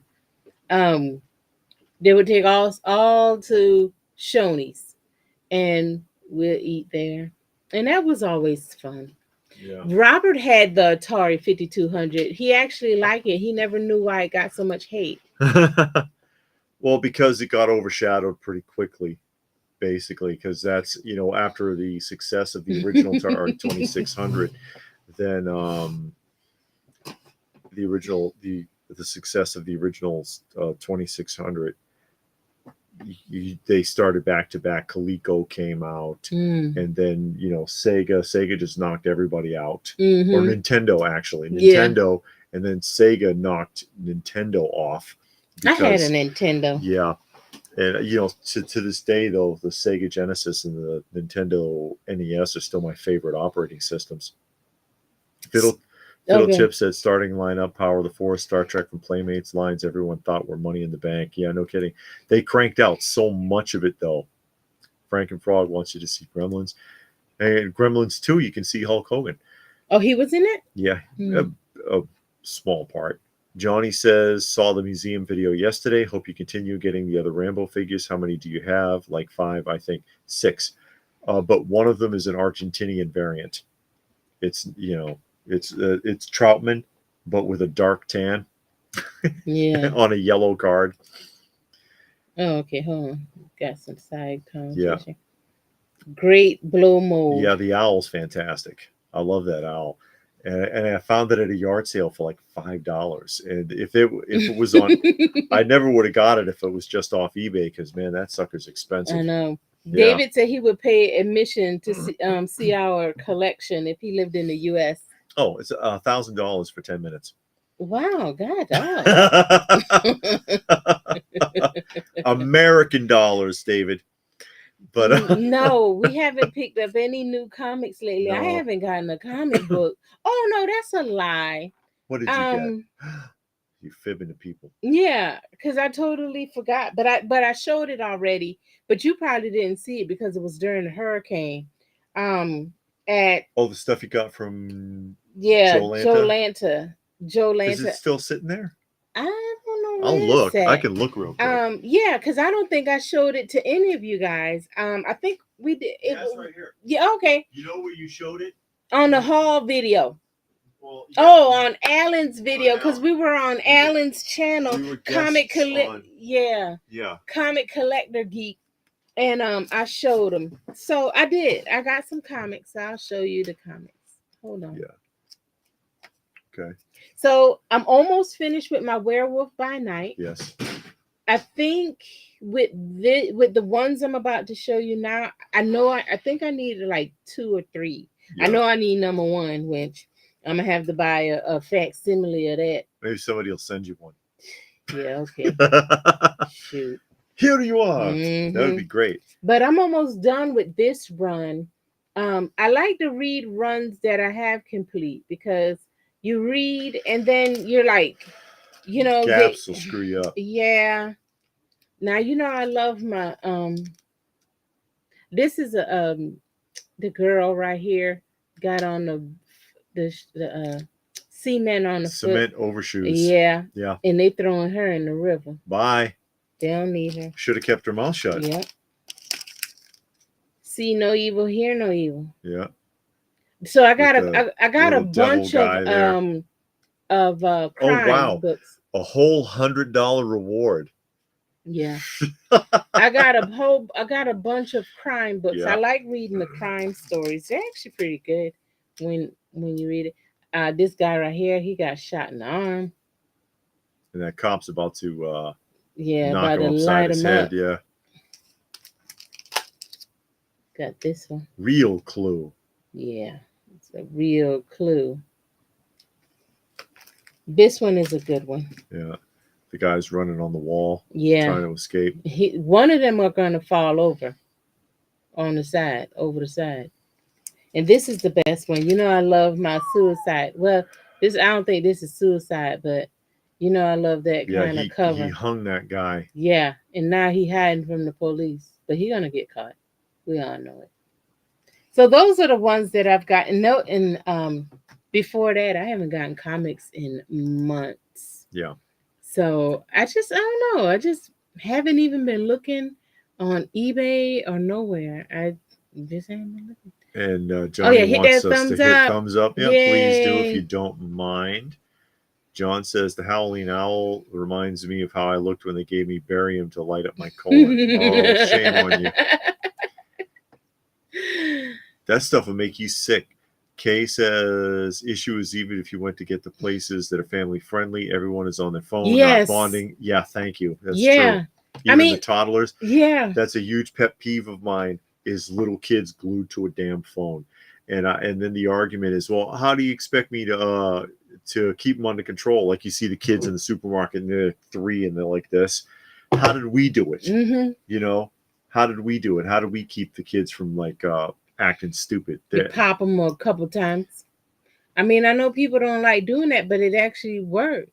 I mean, we didn't have cell phones and all that stuff, and that's probably why the restaurant stopped giving out all of the coloring books and the crayons. Yeah, there's no point. Yeah, it's like, why? They're not gonna do nothing with it. And that was something that got me about the last time, because on our anniversary we went to Hibachi.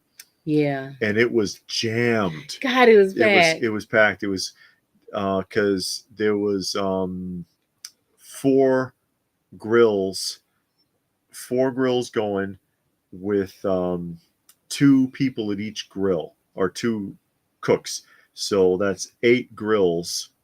It was more than that, because that room had 6. Yeah, okay. It's 6 with 2 sides.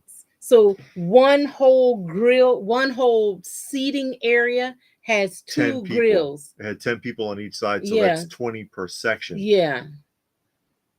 Yeah, and I mean, and it was packed, and everybody had a phone. They weren't even doing the show. They weren't No. even doing the show because there's no point. No one's looking. No one's watching. Even the children, everybody, not only on the phone. This is what gets me about it, right?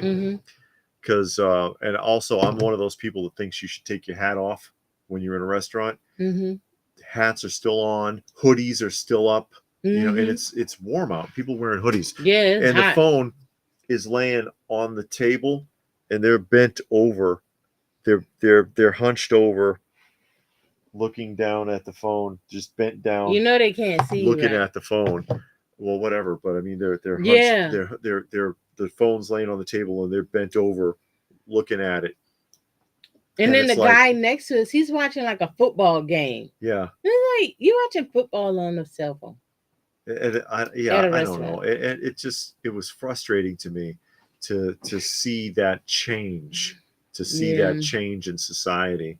There's no interaction going on. You can hear it's a lot of background noise. There's a lot of ambient sound, but it's all the phones. People aren't talking. No. Yeah, I was like, God, what the hell has happened to us? Because when we go to the phone, we take the phone.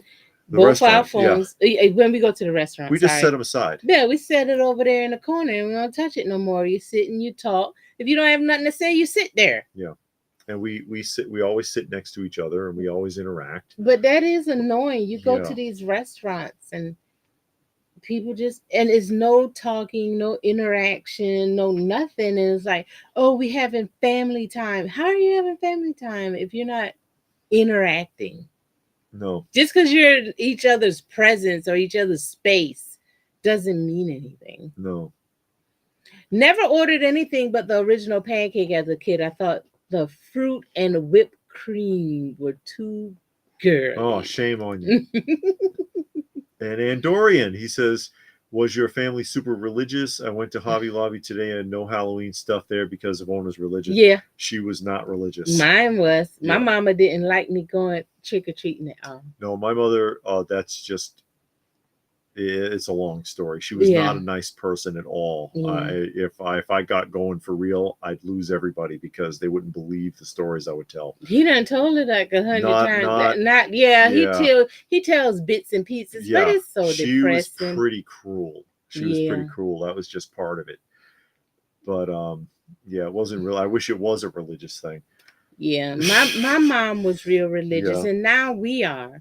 You know, we really practice up our stuff. So yeah, but I mean, I collect the stuff because it's nostalgic. Yeah, to we me, collect it, but we're not putting nothing outside. I appreciate the art of it. And he said, Munin wants to know if we finished Ninja Scroll. No. We just got past the guy that had that parasite in the stomach. Yeah, that was the last one we watched on Friday, I think. Friday or Thursday. One of them days we watched it this week because we watch 2 episodes a week. So, it's going to take us a minute. So don't always ask us what show we on now because we're going to watch 2 episodes. Half-hour shows, we never binge. No. Half-hour shows, we might watch twice. 1-hour shows once. Yeah. In a week. And Ninja Scroll is kind of violent because I was sitting there and I'm like, man, I don't think I'm going to watch this no more. But there's worse. Yeah, I'm sure. Like Devilman. But I do like it though. It's kind of hard for me to figure out what's going on. But the last 2 episodes we watched though did explain a lot because like I said, the one guy that had the parasite in the stomach, he explained a lot about what was going on. And then the girl that's the tree, she explained what was going on. Yeah. So they both gave like their sides of the story. And then I'm kind of putting it together so that girl, whoever she is, the one they're carrying around, she's like the queen or whatever, and she don't want to be. And now they're like, what do you mean you're not going to be the head of our clan or whatever? So I don't know, whatever. That's where we are now though. Okay. But the guy with the parasite in the stomach, Ube or whatever his name is, killed the parasite. So he thought he was free, but then he died because he was the actual parasite. And or it had been attached to him for so long. Yeah, he just couldn't function anymore. Yeah, because it got attached when he was a kid. Johnny says when he finishes Rambo, he's going to finish Gru, the comics collection. Okay. Sergio Aragones. Gru. I've seen that comic before. I've never read it though. Great covers. Thank you, Robert. Golden Age Crime comics have so much flavor. All that stuff does. I can't wait to start reading it. Right now, I am reading my EC comics. Mm-hmm. So, I have like the Haunt of Fear, Tales from the Crypt, and all of that. So I'm on Crime and Suspense, right? Yeah, Crime and Suspense. So I just got a bunch of EC. I don't have like a whole run. I just got a lot of them. And right now I'm on Crimes and Suspense stories. So that's what I'm reading now.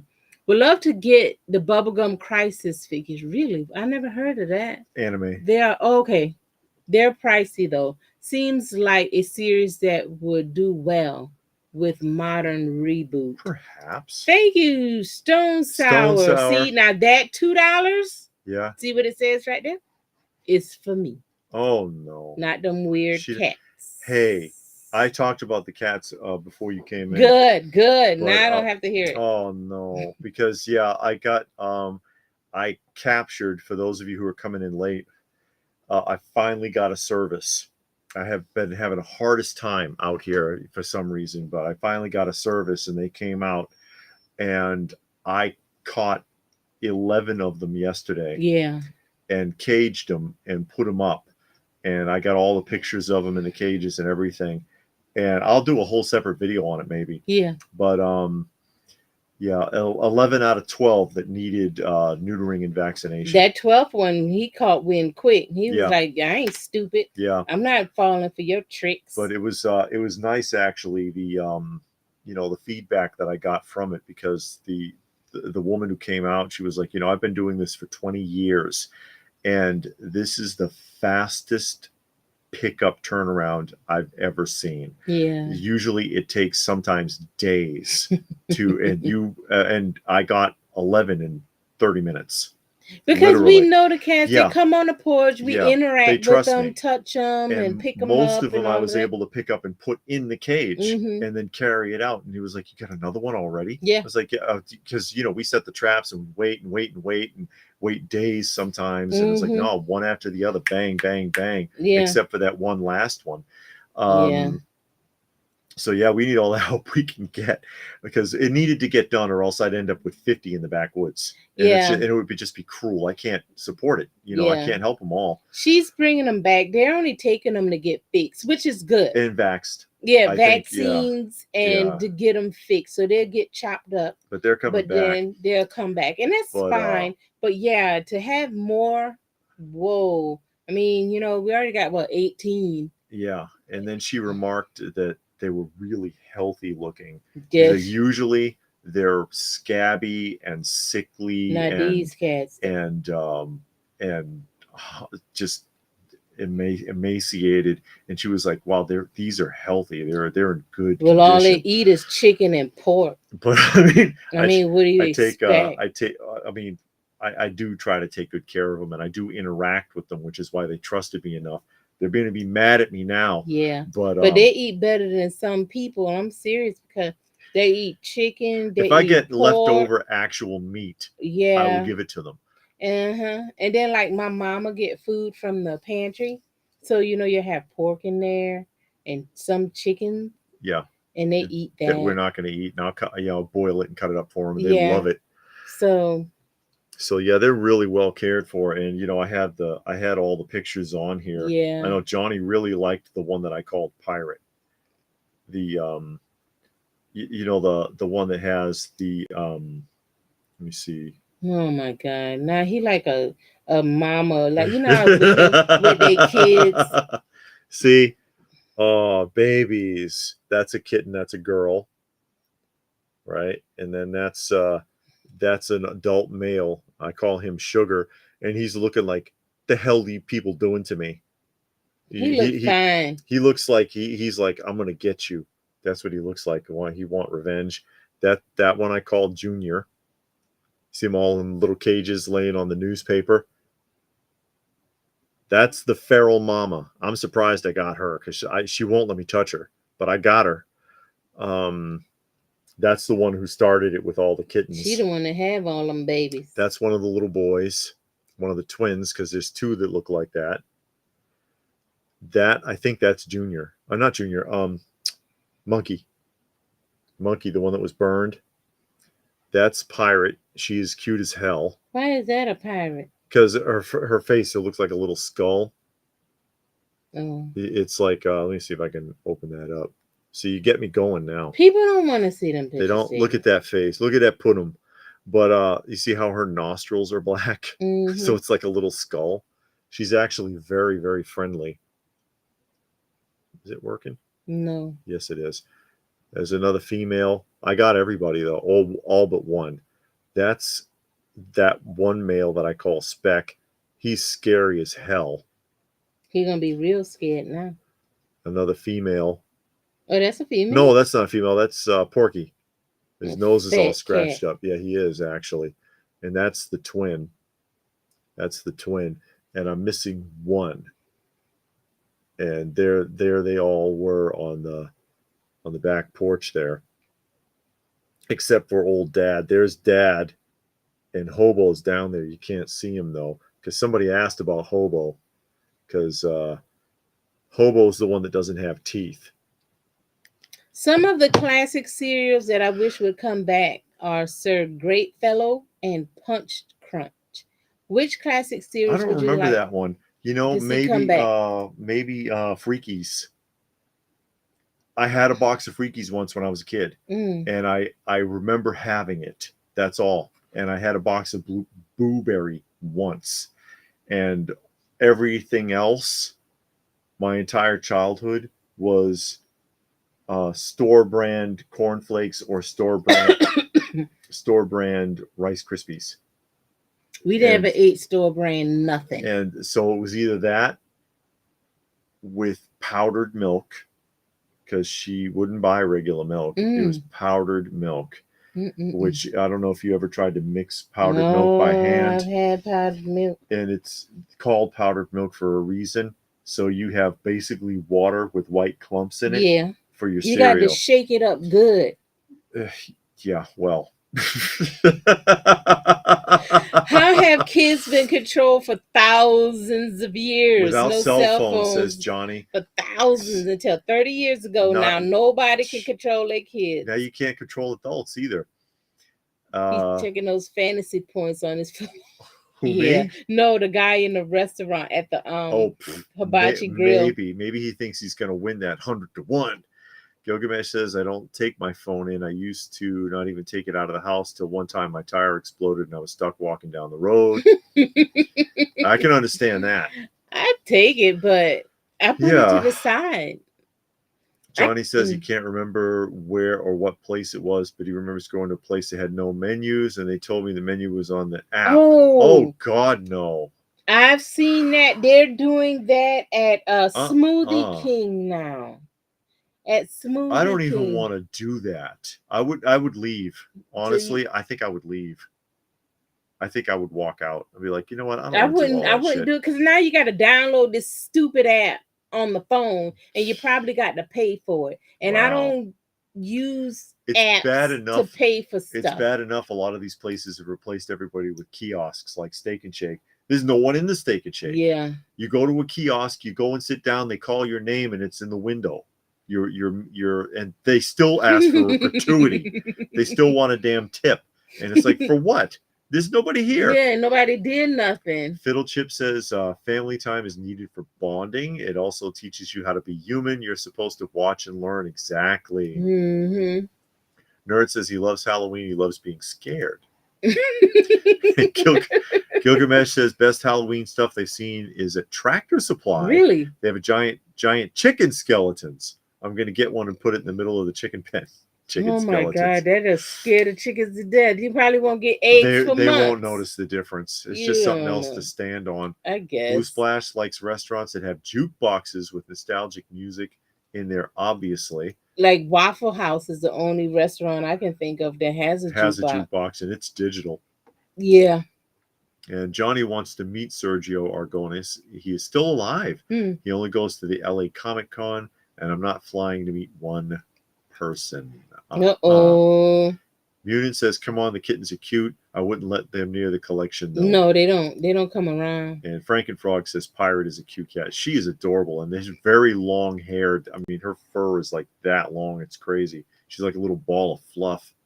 Johnny says he's sorry, but Pirate is cute with the black nostrils and white triangle forehead. See? You're outvoted. Gilgamesh says, otaku for life. Who is that? I don't know. Oh, I think that's the guy on Ninja Scroll. Maybe. Johnny says he saw a sealed box of Mr. T's cereal in an antique store for $300. We saw a sealed box. It wasn't sealed. It was the Batman cereal that didn't have cereal. They stuffed it with something and rewrapped it. Yes. Was that an antique mall, I think? Was it an antique mall? I think it was the antique mall. I know what you're talking about, though. I remember seeing that. Robert says, I'm surprised you still like cereal since you ate it with powdered milk. I know, right? Well, I mean, when you eat it as an adult with actual milk, you get a better appreciation. All right, Kate, thank you for stopping by. Glad you could join us. Yeah. When you eat it as an adult with real milk, you gain an appreciation for it. He says, I can imagine someone using a window breaker that they use on car windows for McDonald's kiosks. It's frustrating. I don't like the direction. Gilgamesh was at Hooters, and that happened to him. No menus. They had a QR code on the table, and they looked at me like I was weird for not having my phone to scan it. What are you doing in Hooters? Getting the chicken wings. I was in Hooters one time. It was not, the food wasn't, I didn't think the food was good.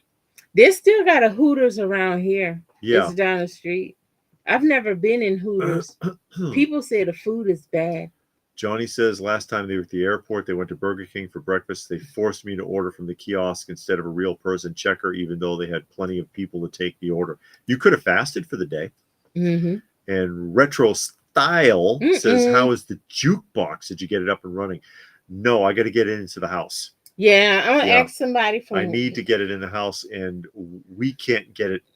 There's a set of stairs. We Yeah. can't get it up the stairs by ourselves because it's just too bulky. Yeah, so I'm gonna ask 2 guys from work to come and help. Because I'm not exaggerating, it is like over 400 pounds. Yeah, it's a big It's old 19 no It's an 80s. It's a 80s. late 80s box. Yeah, but it's It's heavy. designed for like pizza shops and places. So it's designed so if somebody beats on it, they can't hurt it. Hey, Uncle Joe. So it's pretty solid.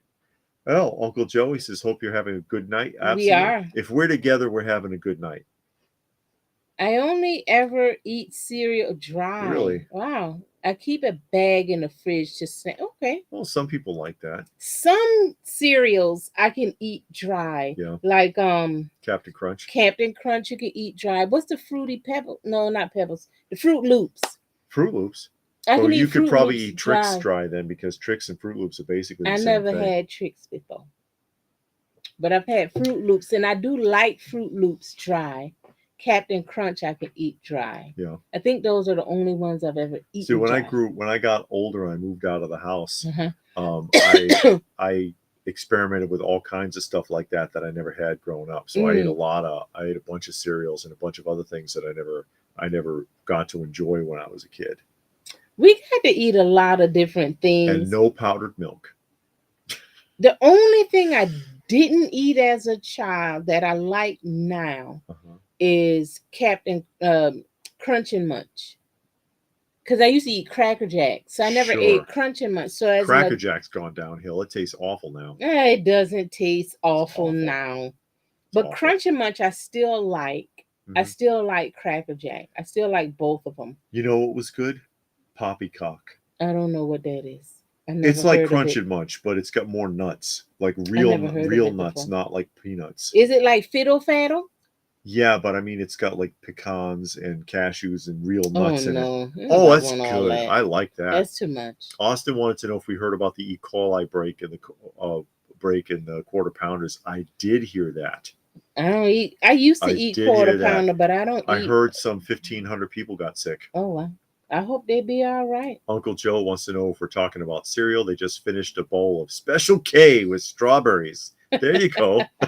Yeah, we were talking about bitches cereal. Somebody was asking about cereals, and that's what we were talking about.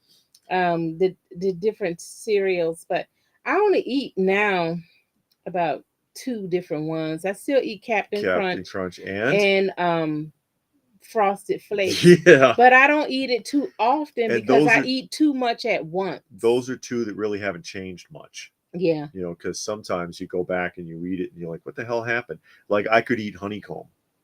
I like the honeycomb. I never had that before. Alphabets. I used to eat alphabet, but I don't know the last time I had any. So I would be afraid to even try it now. They're basically the same thing. They're just shaped different. Right. Gilgamesh says, unless you want to count things like Testament of Sister New Devil in the case, I've seen it a lot. I don't know what you're talking about. I don't know what that means.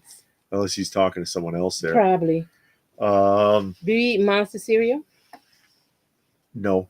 I've never had any of the Monster cereal. I had Blueberry once when I was a kid, and I don't think I had any as an adult. Yeah, David's childhood stories is very depressing. You know, you got to be ready for it. I guess. I like to mix cereal with vanilla ice cream. I can see that as a topping, maybe, or something. I think if you go to Dairy Queen, you can get some cereals as your topping, I believe, because they have, they got like when you get your ice creams, you can get the different toppings. I think cereal is one of them, like I like a Fruit Loop or something like that. Yeah. I have grape nuts. Grape nuts. Oh, gravel nuts. I know gravel nuts. That is crunchy. Jack in the Box in the 90s got in huge trouble for E. coli. And that's how it started, says Johnny. Fiddle Chip says they did Special K once, you being the cereal. Okay. They're talking about the cereal. I just had Burger King. What's this about E. coli stuff? Yeah, there was some outbreak in one of the restaurants. I forget, but I did see it. Oh, McNichol likes Cocoa Cocoa, Puffs. Cocoa for Cocoa Okay, Puffs. Cuckoo for Cocoa Puffs. With what's the bird's name? Sunny. Sunny from Cocoa Yeah. Puffs. Johnny says, Andre says honeycomb is big. Yeah, yeah, yeah. That's right. Andre the Giant was in one of the honeycomb commercials. You know they redid the what's the one with Mikey? He likes it. He likes it. They Life redid cereal. Life Cereal. Mhm. They brought that back with a family and Mikey. And the kids woke up in the morning and they went downstairs and had some cereal.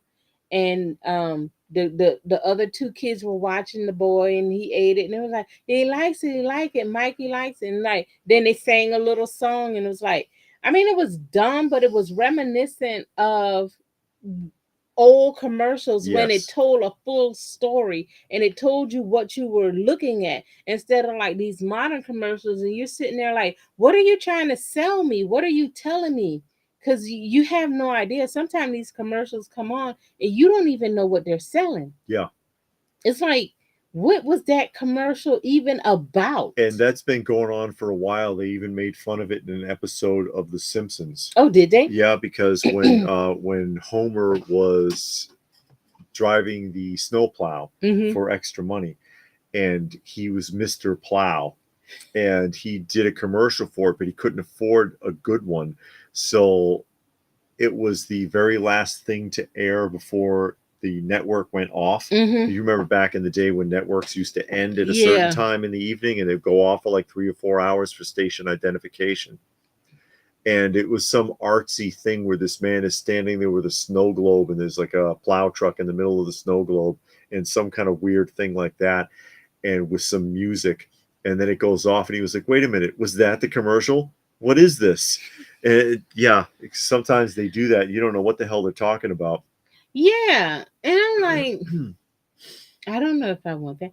And then we were watching game shows today, and all of the game shows had the original commercials in it, and it was just so refreshing Yeah. to not see Medication, prescription, prescription insurance, politics. Yeah, no more political commercials, please. Yeah. Well, you know, it is election year. Still, even when it was an election back in the day, you didn't see that much advertising. You're right about that. And also, when you watch, and you know, I've done commercial blocks. Yeah. When you watch the old shows, if a commercial has a sponsor that repeats, it's not the same ad. Yeah. Like if you watched the movie of the week on ABC and it was Christmas time and they had 3 Pillsbury Doughboy commercials, they would be 3 different commercials, not the same one over and over, and especially not back to back. Yeah. And they do that now. You watch the same commercial 4 or 5 times in a break and it's like, what the Mhm. hell? Yeah. You know? They beat you to death with it. Back then you didn't see the commercials as often because they made multiples and so that you wouldn't see repeats that often. You know what I always think about when I see them old commercials? If they were to play those exact same commercials now, the prices probably will go up. I mean, the sales probably would go up because people are like, oh yeah, I want that. I know what that is. I know what that does. And some of them something are I need. generic enough that, you know, it would still apply to certain products. Yeah. Like any of the old Coke or Pepsi commercials or anything like that. Except for that one Coke commercial we saw today. I don't know what the heck they was talking about. That was kind of creepy, actually. I don't know. And Dorian didn't like staying at people's houses that don't had healthy cereals. I don't like staying at people's house, period. I ain't like staying at people's house when I was a kid. I don't like staying at people's house now. I like to go by your house, sit down for a minute, and leave. Yeah. I don't want to spend the night. You don't know what's creeping around in the house. You wake up with some mice. Oh, God. I have to get up and leave that second. Oh, no. Gilgamesh has seen Pebbles cereal being used as a topping of ice cream. Legends reminds us it's McDonald's that had the E. coli outbreak and other chains are using it to their advantage. Johnny is happy it's the season for pumpkin spice, and he likes pumpkin spice Cheerios. That's a thing? I don't know. Johnny says it is. Uncle Joe, huge Godzilla collector. Hey, you see all those Godzillas back there? That's what he's saying. Love seeing the Shogun, Dormai, and Imperial in the background. That's So right. he know the names of Yeah, them. he knows who they are. I've got some Imperials, and I've got a Dormai over there in the corner, and all 3 versions of the Mattel Shogun Warriors Godzilla there. To me, there. Oh, my zinger. She does. If she sees any Shogun Warrior, she's like, "Isn't that one of those Mazingers?" Like, yeah, you know, only one of them's actually Mazinger, right? Yep. But when I see it, it's my zinger. That's okay. I'm not mad at you. You know what I'm talking about? Yeah, I love old school Godzilla. I used to watch Creature Double Feature and watch the old 50s and 60s and 70s Godzilla films on Saturday afternoons. We were watching Wonder Woman this week, and they had the Christmas episode, and the guy had 3 one of those Mazingers in the store, 3 different ones. Yeah, he had Raydeen, Mazinger, and he had Dragon, and all 3 were version 1 of those from the Mattel Shogun Warriors line, out of the box. Yeah, and he actually, because it was a toy store. It was a toy store, and she was talking to the guy, and he actually even picked up Dragon and brought it over, and he was like, "Well, what do you think of this one?" And she was like, "Well, no, that's not quite what I'm looking for." And I just thought it was interesting that those were in there. Yeah. Cinnamon Life cereal is Johnny's favorite. I hope not in Florida, or I'm in trouble. It's all of them. So just don't go there. McDonald's ain't good for you anyways. No. John says Jack in the Box wasn't in trouble for E. coli in the 90s, but in the early 80s too, for using kangaroo meat on their burgers. I don't remember that. I heard that somebody was using ostrich meat. I don't remember that. I don't remember anything like that. JC says their mother would give them bran flakes. They were regular. It kept them good. It kept you good and cleaned out. Frankenfrog wants honeycomb. It says me want honeycomb. And Johnny heard about kangaroo meat. I never heard that one. I think I heard about that one and the ostrich meat. And Blue Splash likes Cinnamon Toast Crunch and Golden Grams, thought they were addictive. And Blue Splash says Boar's Head meat had listeria for a while. Oh, yeah? There's bad packaging practices, really. Johnny says, what's your favorite game show as a child? Mine was Tic-Tac-Doe. Remember the dragon at the finale game. Tic-Tac-Doe. I remember that. When I was a kid, probably The Price is Right with Bob Barker.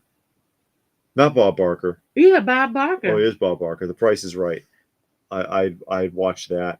Sometime. I used to like Concentration. I always like Concentration because I like the puzzles. Who, Jack Nar? Or no, you had Alex Trebek. I always liked the puzzles and trying to figure out. As a kid, I couldn't figure it out. But now watching it, I can figure those puzzles out pretty quick. Yeah. They're pretty good. Munin says there really are too many medical commercials. It's every channel. Are people really that unhealthy? No, but they're hypochondriacs. Yeah. And they're being exploited.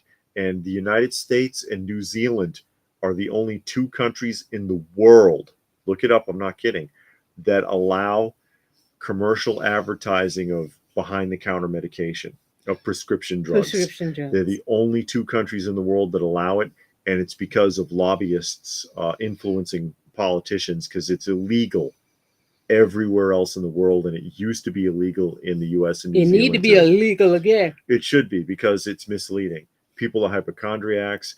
They'll go to the doctor. They ask for drugs. The doctor don't even know what the hell they are either. Do you think these doctors know what all these medications are? They have no freaking clue. And then in the commercial, they tell you what all of the symptoms are. So you can go and lie and say, yeah, I got this symptom. I got that symptom. And sometimes it's hard to know. I mean, you got explosive diarrhea. How are you going to know that? You know what I mean? By going to the doctor. Yeah. All they can go by is what you tell them. Yeah. So I miss commercials with the jingles. I do too. The jingles used to be good. It told you about the thing. And Fiddle Chip says influencers sell product. It's a different world. I couldn't do it. I couldn't in being an influencer myself. But I guess I don't have that huge of a channel, but I don't think I would want to do it unless it was something I actually used. Yeah. It just seems unethical. Yeah, you got to actually use it and then like it. Yeah. I If mean, it- sometimes you'll use something you're like, "Oh, I don't like this. I wouldn't recommend this to anybody, you know." yeah. But I mean, do those people actually use that stuff? Who knows? Yeah, I don't know. I'm pretty sure that Samuel L. Jackson doesn't actually use a Capital One card. But You don't know that. yeah, Maybe I he bet you does. his ain't the same card you got if No. that's the case. No. Munin says what goes on with McDonald's is another reason not to eat fast food. I've not eaten fast food since my early teens. One of my Wow. best decisions. I wish I could do There that. you go. I don't eat it that often though. Yeah, like once every few months. Yeah. And then if we go to McDonald's, we only get fries. Mhm.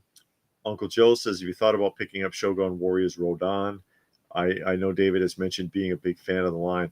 I would like to, but man, that one is expensive intact. Oh yeah. Yeah, it's real expensive to find intact. I see it every once in a while, and I'm like, I'm at a show, and I'm like, I can't pay $2,000 for that thing loose, you know. Oh yeah. I thought it closed a couple of weeks ago up in New York. I think it was no New more York blue or New light Jersey. special. Yeah. A moment of silence, Johnny says. Yeah. Well, yeah. Grammys. She has the shirt. Yeah. What's the name of the darn show? I can't think of it now. It's not Whammy. Press Your Luck. Press Your Luck. Mm-hmm. Mm-hmm. And Gilgamesh says Fuddruckers had ostrich, bison, and a couple of other things for a while. Oh, did they? Mm-hmm. I liked them when they first opened. Now they're just a burger joint. When they first opened, you could do more things with making your own burger. You know, they would cook the meat and just provide you with the meat, and then all of the condiments were on a buffet. Yeah. But I went back there. Ooh, it's been a couple of years now. They kind of took a lot of that away. They still provide let you put on your own ketchup and mustard and all of that. Gee, thanks. Yeah, it wasn't the same. Yeah, Bob Barker and Johnny Olsen. Yep.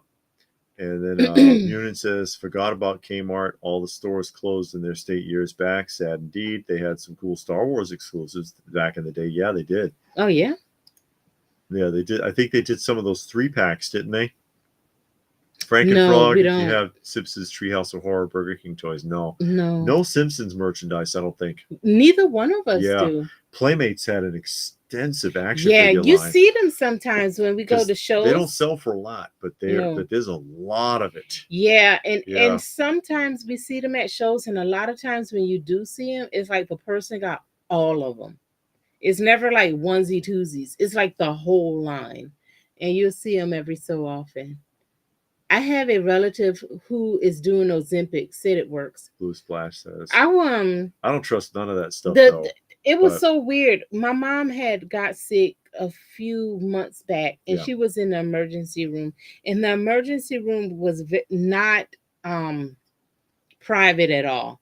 It was like this room, like the length of this room, and it just had like curtains for each bed. Sure. So the person in the bed next to her had an obstructed bowel, and the daughter, every time the doctor come in there, the daughter's like, she's taking Ozempic. Do you think that's what's causing this? Because that's one of the possible side effects. And the doctor is like, well, I'm not sure, but your mom really needs to go in and have surgery to clear her obstruction.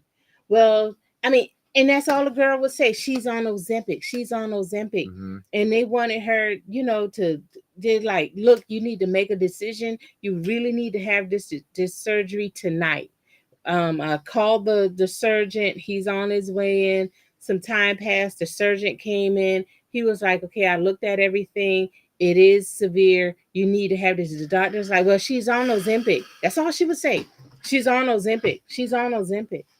Can you imagine having being so constipated you need surgery? Mm-hmm. That's scary. That lady needed it, and I mean everybody came in there and was like, because like the ER doc came in, he saw that it was severe. He was like, well, I'm going to call a gastroenterologist, and then that guy came in and was like, yeah, it's bad.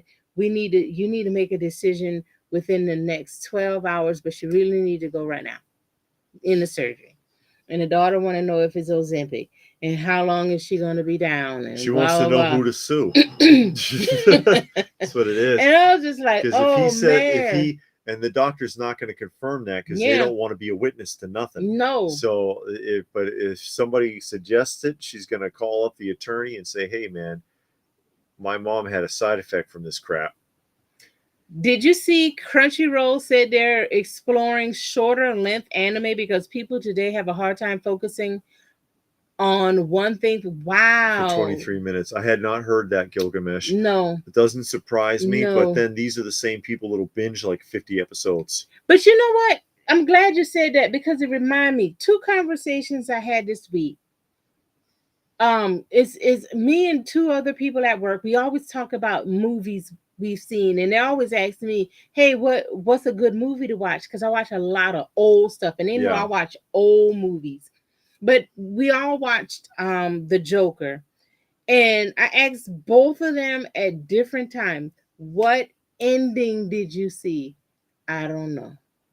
I'm like, how can you watch the movie and not know what ending? One guy, he remembered his ending. The other guy, I was like, how did you like the part with what's his name? The puddles in the thing. Oh yeah, that was good. I don't really remember that part. Well, I was like, well, what ending did you get? I don't remember the ending. I'm like, how can you not remember the ending if you saw the movie? It's like, okay. Because they weren't paying attention. John's making a joke. Okay. Talking about his coupon for 50 cents. 50-cent gift certificate. Yeah. We need more Calgon, ancient Chinese secret, huh? Who remember it? Calgon, take me away. The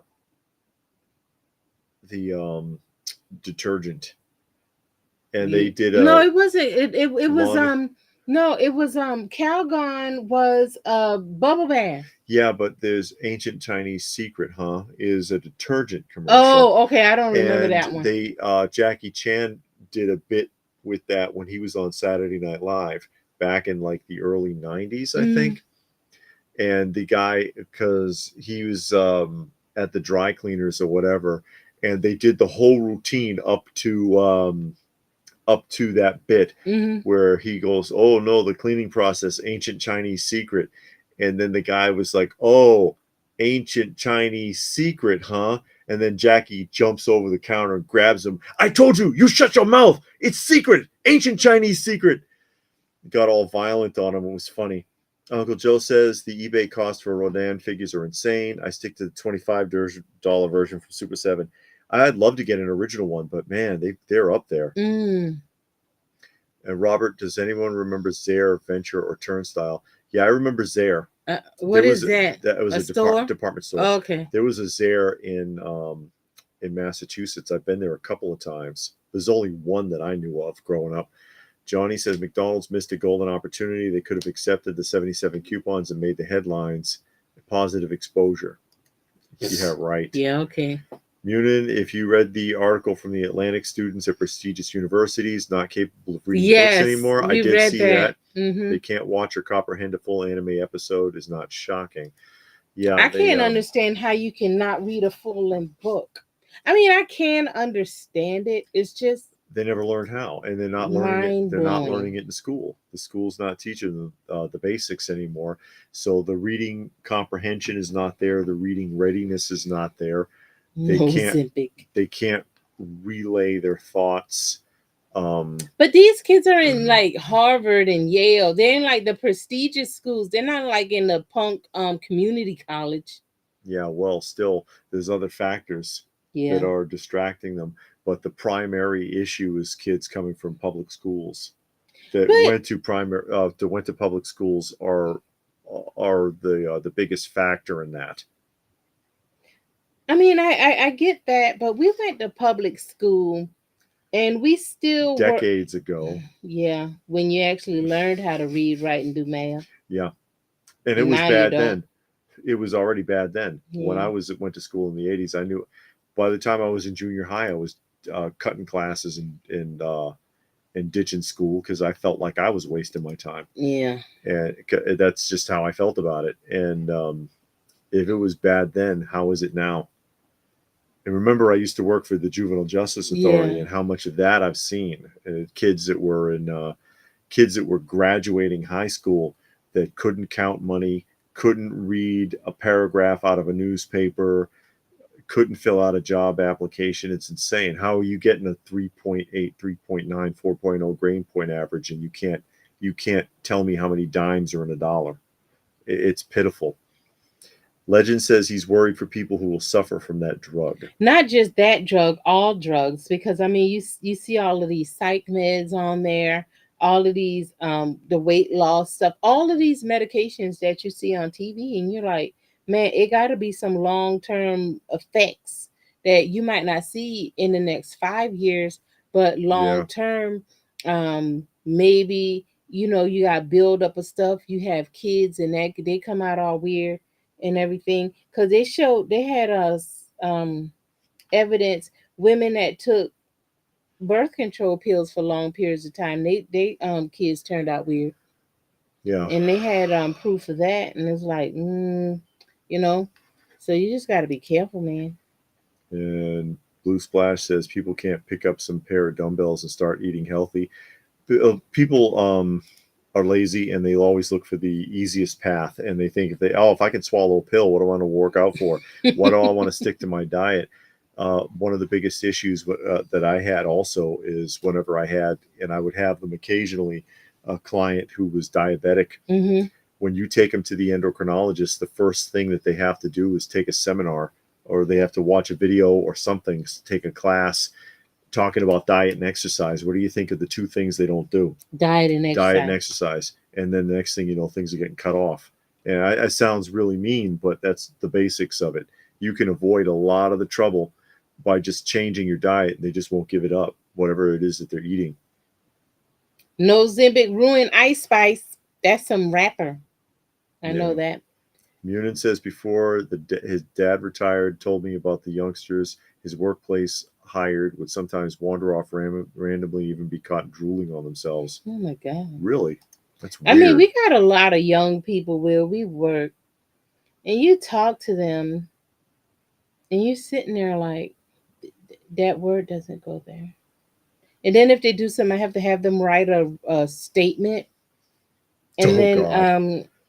this one guy, oh God, I felt so bad for him, because I had to sit him down. I was like, he had witnessed an accident, and I'm like, okay, I need you to write a statement. Just write down what you saw, what happened in your own words. Hmm. So one of the other managers, I was like, give it to me tomorrow, because it was the end of the day. The other manager was like, just text her. And I'm like, you can't Mm-mm. text me. You can't, that won't work. So the next day, I'm like, look, dude, you got to write this down. So then the manager pulled me aside. He was like, you can't have that boy write that thing down. He can't write. I'm like, I know. Don't worry about it. I had him write it, and I read it. And I'm sitting there, and my eyes got big as saucers. And I'm like, oh my God. The syntax, the spelling, everything. Penmanship, yeah. Oh, so I sat him down, and I'm like, look, I'm not saying nothing, but I'm going to write exactly. You tell me what happened. I'll write it down. Hmm. And then you copy what I write. Because there's no way I would turn this in with your name on it. You would look, it wouldn't be good for you. He was like, oh, Miss Trinessa, I understand.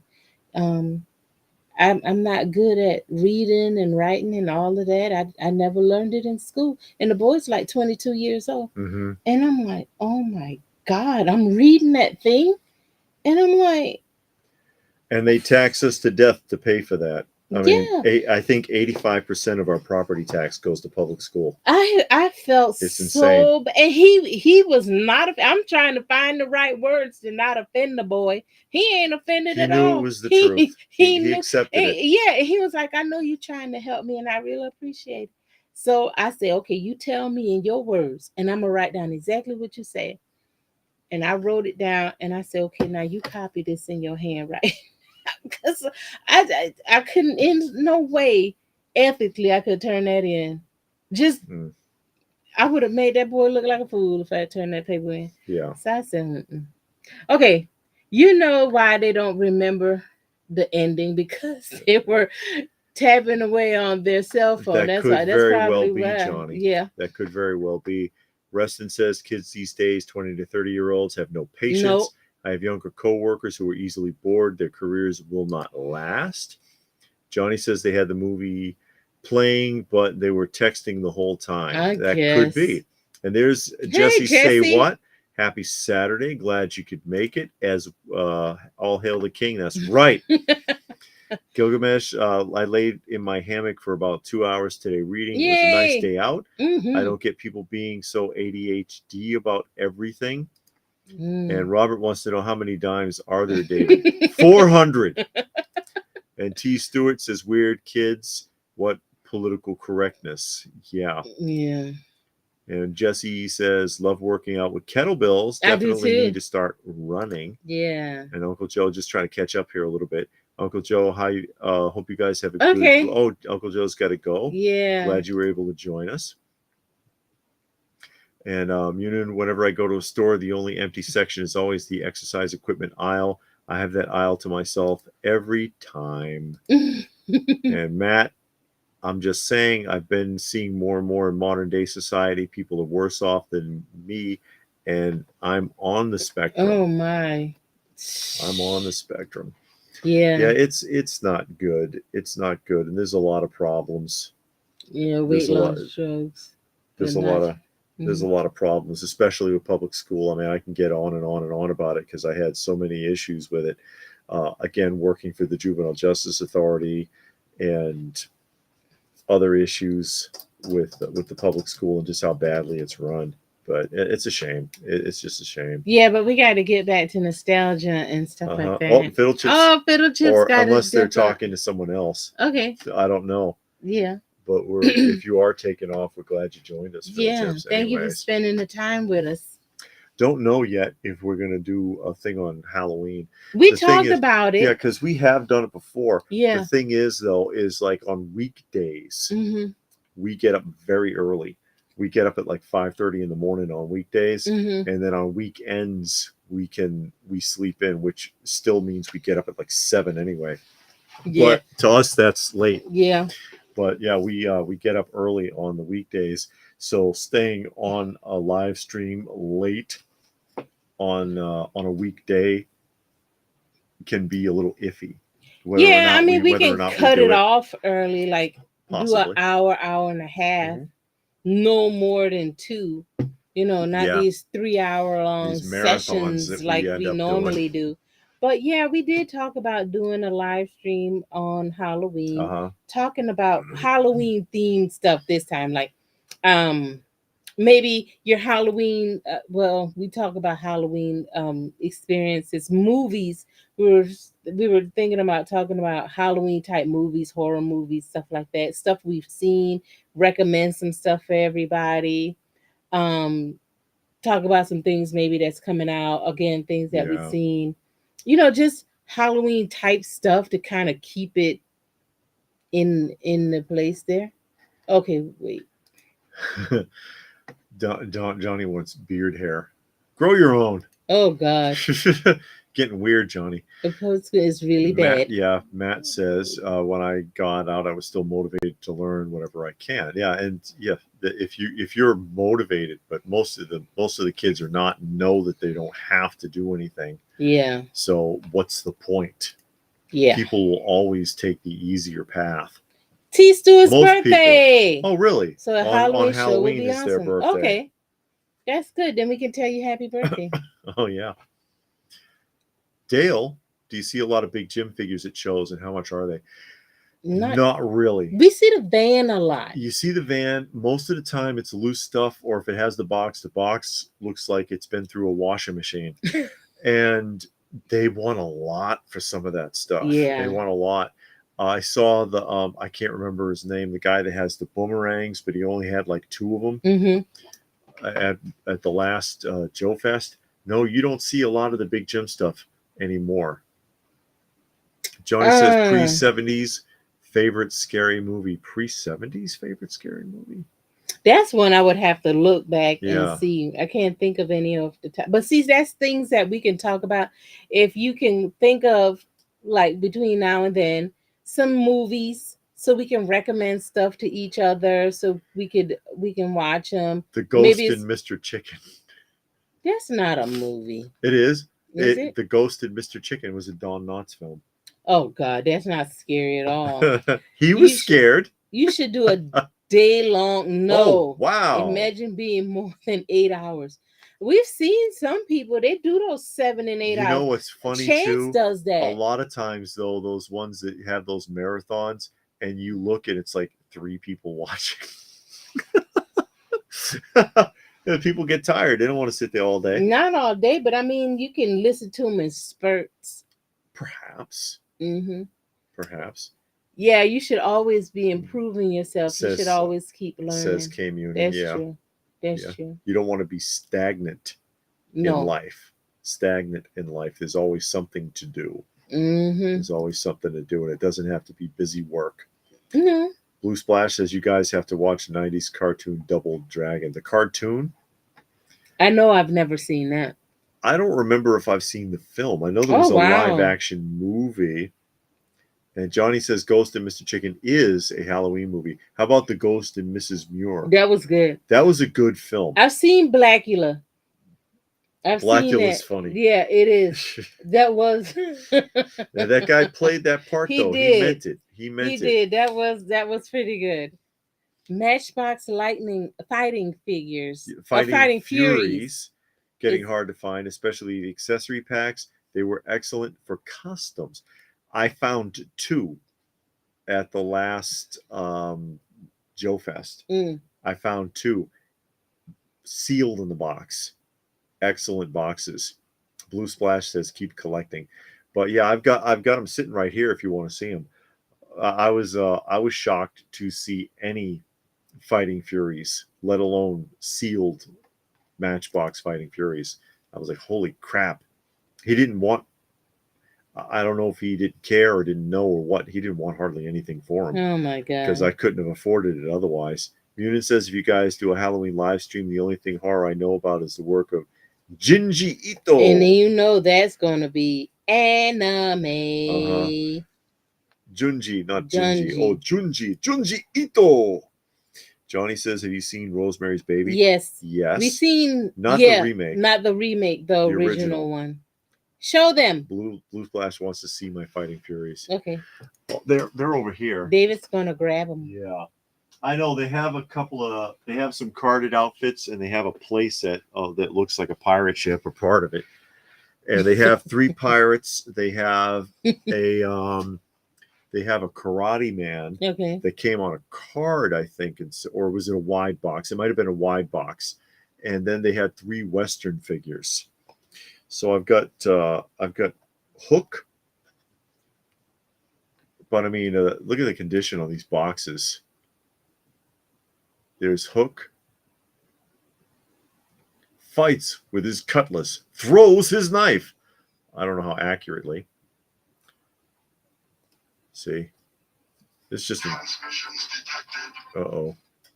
It's just in such great condition. Mm-hmm. Fighting Furies by Matchbox. And then Captain's Peg Leg. There's the Captain Peg Leg.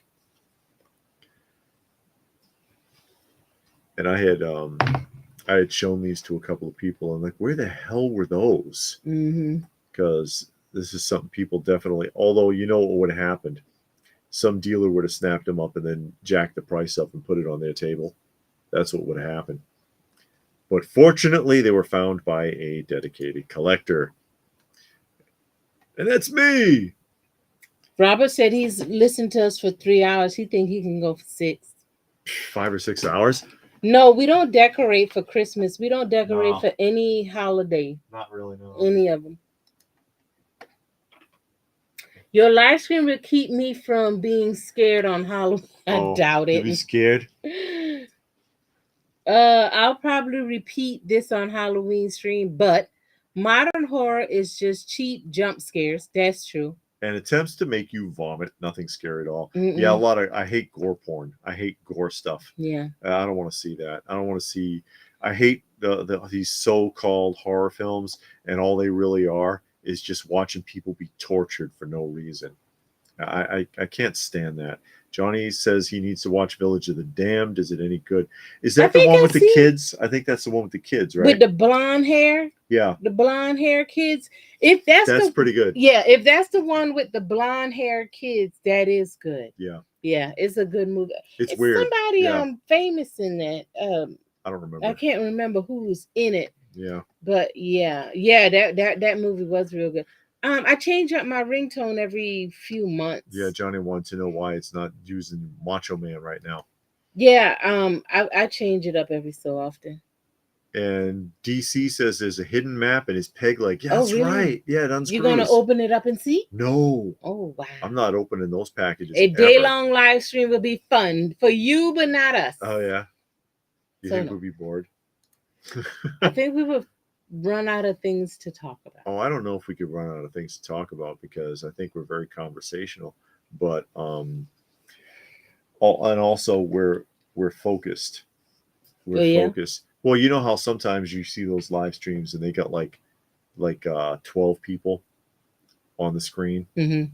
and it's all these little boxes, and everybody's like milling about themselves and trying to talk over each other, or they're sitting there drinking beer, or they're not even on the screen, or something weird's going on, sitting there eating a sandwich. The problem with modern horror is that the plots are worn out and terrible. That's true, because it's always a rehashing of another plot. And I guess that could be okay if you imagine it different enough. But if all you want to do is see how much blood you can put on the screen in one shot, then And that's the modern attitude, unfortunately, with a lot of these creations. It's like the modern incarnation of Twilight Zone they attempted a couple of years back. And their big selling point was now there'll be a lot of foul language in it. And I'm like, how is that impressing me? You know, you're going to have good storytelling? Are you going to have good acting, good cinematography? No. Your selling point is we're going to cuss a lot. I don't care about that. I don't even want to hear it. Rod Serling didn't need to use any foul language, did he? And it still holds up. Fantastic camera shots, and had to, because it was black and white. Mm-hmm. And so you needed to have really good cinematography. The cameraman really needed to know what he was doing. You had fantastic acting. The acting was stellar. Mm-hmm. And the storytelling was really well done. And that's why it still holds up today. Yeah. Don't tell me your show is going to be better because people are going to cuss. And now it's on the free streaming channel. Yeah, because it failed. Yeah, obviously. it failed miserably to the point that it's on the free streaming app. Is there a hidden map in your crown, David? No, but I sure do need some treasure. Gilgamesh says, only older horror I know is from Mystery Science Theaters, things like the Bowery Boys Meet the Monsters. My mom loved old shows like that. Mystery Science Theater was fun. Yeah, we still watch those shows, even ones we've already seen, because it's just so funny. Sometimes it's a lot of fun. No, we're not doing an 8-hour live stream. It's not going to happen. David might do it. I'm going to cut out at about 3 hours. Gilgamesh says you're saying you don't like Saw. I wouldn't watch it. No. I saw the first one, and that was enough. I don't think they needed 20 of them. Yeah. The only modern movie that bothered me was Sinister.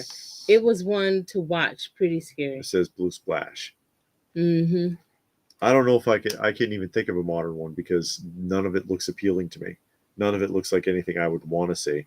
DC says Smile 2 was the worst horror movie. Last good modern horror was The Conjuring in 2013. We saw the preview or the trailer for Smile 2. Oh, please, yeah. When we went to the Joker film, and it looked crazy then. And I'm like, oh, God, that's a part 2. So that means it was something else before this? Yeah. Yeah. So, no. Going further back, silent movie actors had to act to know how to convey a message. They had to be very physically expressive. Yeah, that's why they did all of the facial expressions so well. Yeah. Because they had to, because they weren't talking.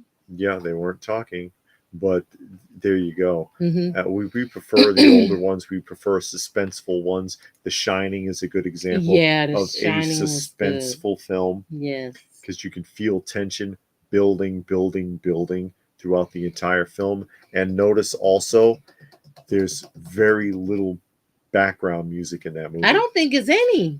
There's rarely moments with music, rarely. And that's done deliberately Mm-hmm. because it does help to build that tension. It's brilliant, but you got to know what you're doing with a film to pull that off. It's got to be well written, Mm-hmm. and The Shining pulled it off. That tension, just the silence will build that tension. You get some of that in Alien too. Now, the see, original y'all Alien. talking about all of the horror movies now, and that means on Halloween we won't have nothing to talk about. Oh, I see. Well, you have a point. It'll be a rehashing. We'll be talking about it Uh, again. It'll be repetitive. They don't care. Yeah, they don't. They really Oh, don't. no. They don't Yeah, care. Johnny, I agree. I don't like all that. You don't need it. No, you don't. And I If have it's a good seen story, you don't need it. I have seen horror movies, and a lot of the black and white ones, you know, the person got killed, and you see no blood at all. You just know what's going on without it's implied. You don't have to have all this gore and watch somebody pulling the guts out and chopping the head off and doing all of that. Same thing with like sex scenes. Yeah. You went into the room and you shut the door. I know what's going on. Yeah. I don't need to watch it for 18 minutes. Go away. I don't want to see that. I really don't. I think they do a really good job of implying when you watch soap operas like on Dallas. You'll see, okay, you know what happened because they're in the bed and they got the sheet over them. Okay, we know what happened. JR is putting his shirt on. Yeah. And you're like, oh, I see what happened there. Exactly. And that's all you need. And that's all you need. You don't have to see every act. That's called filler. Watching the whole act is called filler. It's called we didn't have enough dialogue and we need to fill 8 minutes. Or however long they do the scene for, God knows, it varies. But we didn't have enough story or dialogue, so we're gonna load this up. Yeah, we're gonna pad it out. Yeah, and it's unnecessary. Yeah, it's unnecessary. K-Munin finds horror movies boring and fall asleep during the majority of them. No, that's fear, and your body shuts down because you're so scared, and you're like, no. Oh. Modern Asian horror is better than the stuff here. South Korean do good horror. I have seen some South Korean ones like Train to Busan. Mm-hmm. I think that was South Korea. That was a good movie. That one was good. And I have seen a few, and they are better. They are. I'll watch horror movies, but usually not my vibe. I prefer black and white Universal Monsters or the Hammer films. Silence of the Lambs was good. I've seen all three of them. I saw all three, but the first one I think was the best. But I did see all three, and I read the books. Blue Splash liked It. Yeah. I like the modern It. Both of them. I like that. Oh, they both portrayed the clowns very differently. Yeah. I appreciate the way that Tim Curry did it. He was very sarcastic, actually. Munin says, when I was an acting student, I always made sure the music fit the performance scene. People don't know how important the right music really is. True. Johnny wants to know where we are with Dallas. Yeah, that's right, because I don't see Chance in here today because he always asks about Dallas. He loves that show. Bobby got shot. Yeah. He was in JR's office, sitting in the chair. And now he's blind. Now he's blind. Yeah. Pam got it all figured out about her sister. Yes. And the sister came to the hospital to see Bobby. Only took her like 4 years. Yeah. And Pam is like, you need to get out of here. Leave my man alone. He's blind. And the sister's like, he's blind? Oh my God. Go. I'm sorry. I gotta go. And she left. Cliff Oil Wells came in, so now he's ultra rich. and JR didn't know it because Bobby had got shot, so he didn't have time to monitor that. What else is going on? That's it. Because Bobby just got shot. So he's in the hospital and he found out that he's blind. And now everybody's trying to figure out who shot Bobby because they weren't shooting Bobby at They were Bobby. trying to They were shoot trying to kill JR for the third time. And they caught a guy shooting at him in the middle of the day in the street because he was drunk. Yeah. And it's not the shooter because the bullets don't match. Yeah, because JR was like, we got him. No, we're I'm safe. afraid not. And then the sheriff comes in. No, that's not the guy because the bullets don't match. And then we got eyewitness accounts of where he was when Bobby got shot. Yeah, so they're back at square apparently one. he was sitting there like drunk in the hotel all night in the lobby, looking stupid. We saw the bat. That was pretty good. It was silly, but it was pretty good with Vincent Price. He was in a bunch of silly films, but he's classic. I like Blue all Flash. of Stephen King's stuff. Oh yeah, did you like Maximum Overdrive? I don't know. It's a good cheesy film. Yeah, because that movie's stupid. There's a South Korean zombie series called Kingdom. It does have some gore, but it's a good show. It's set in the 1700s. Huh. I'm going to watch Train to Busan. Yeah, it's on like Tubi, I think. And then they got two versions. They got the English dub version and the one with the subtitles. Of course, I watched the English dub version. And it was a good movie. It was, I think it was a South Korean, maybe Chinese. I think it was South Korean, though. But it was pretty good. Retro Style says he's getting into Hong Kong horror movies like Mr. Vampire. Okay, I never seen any of that.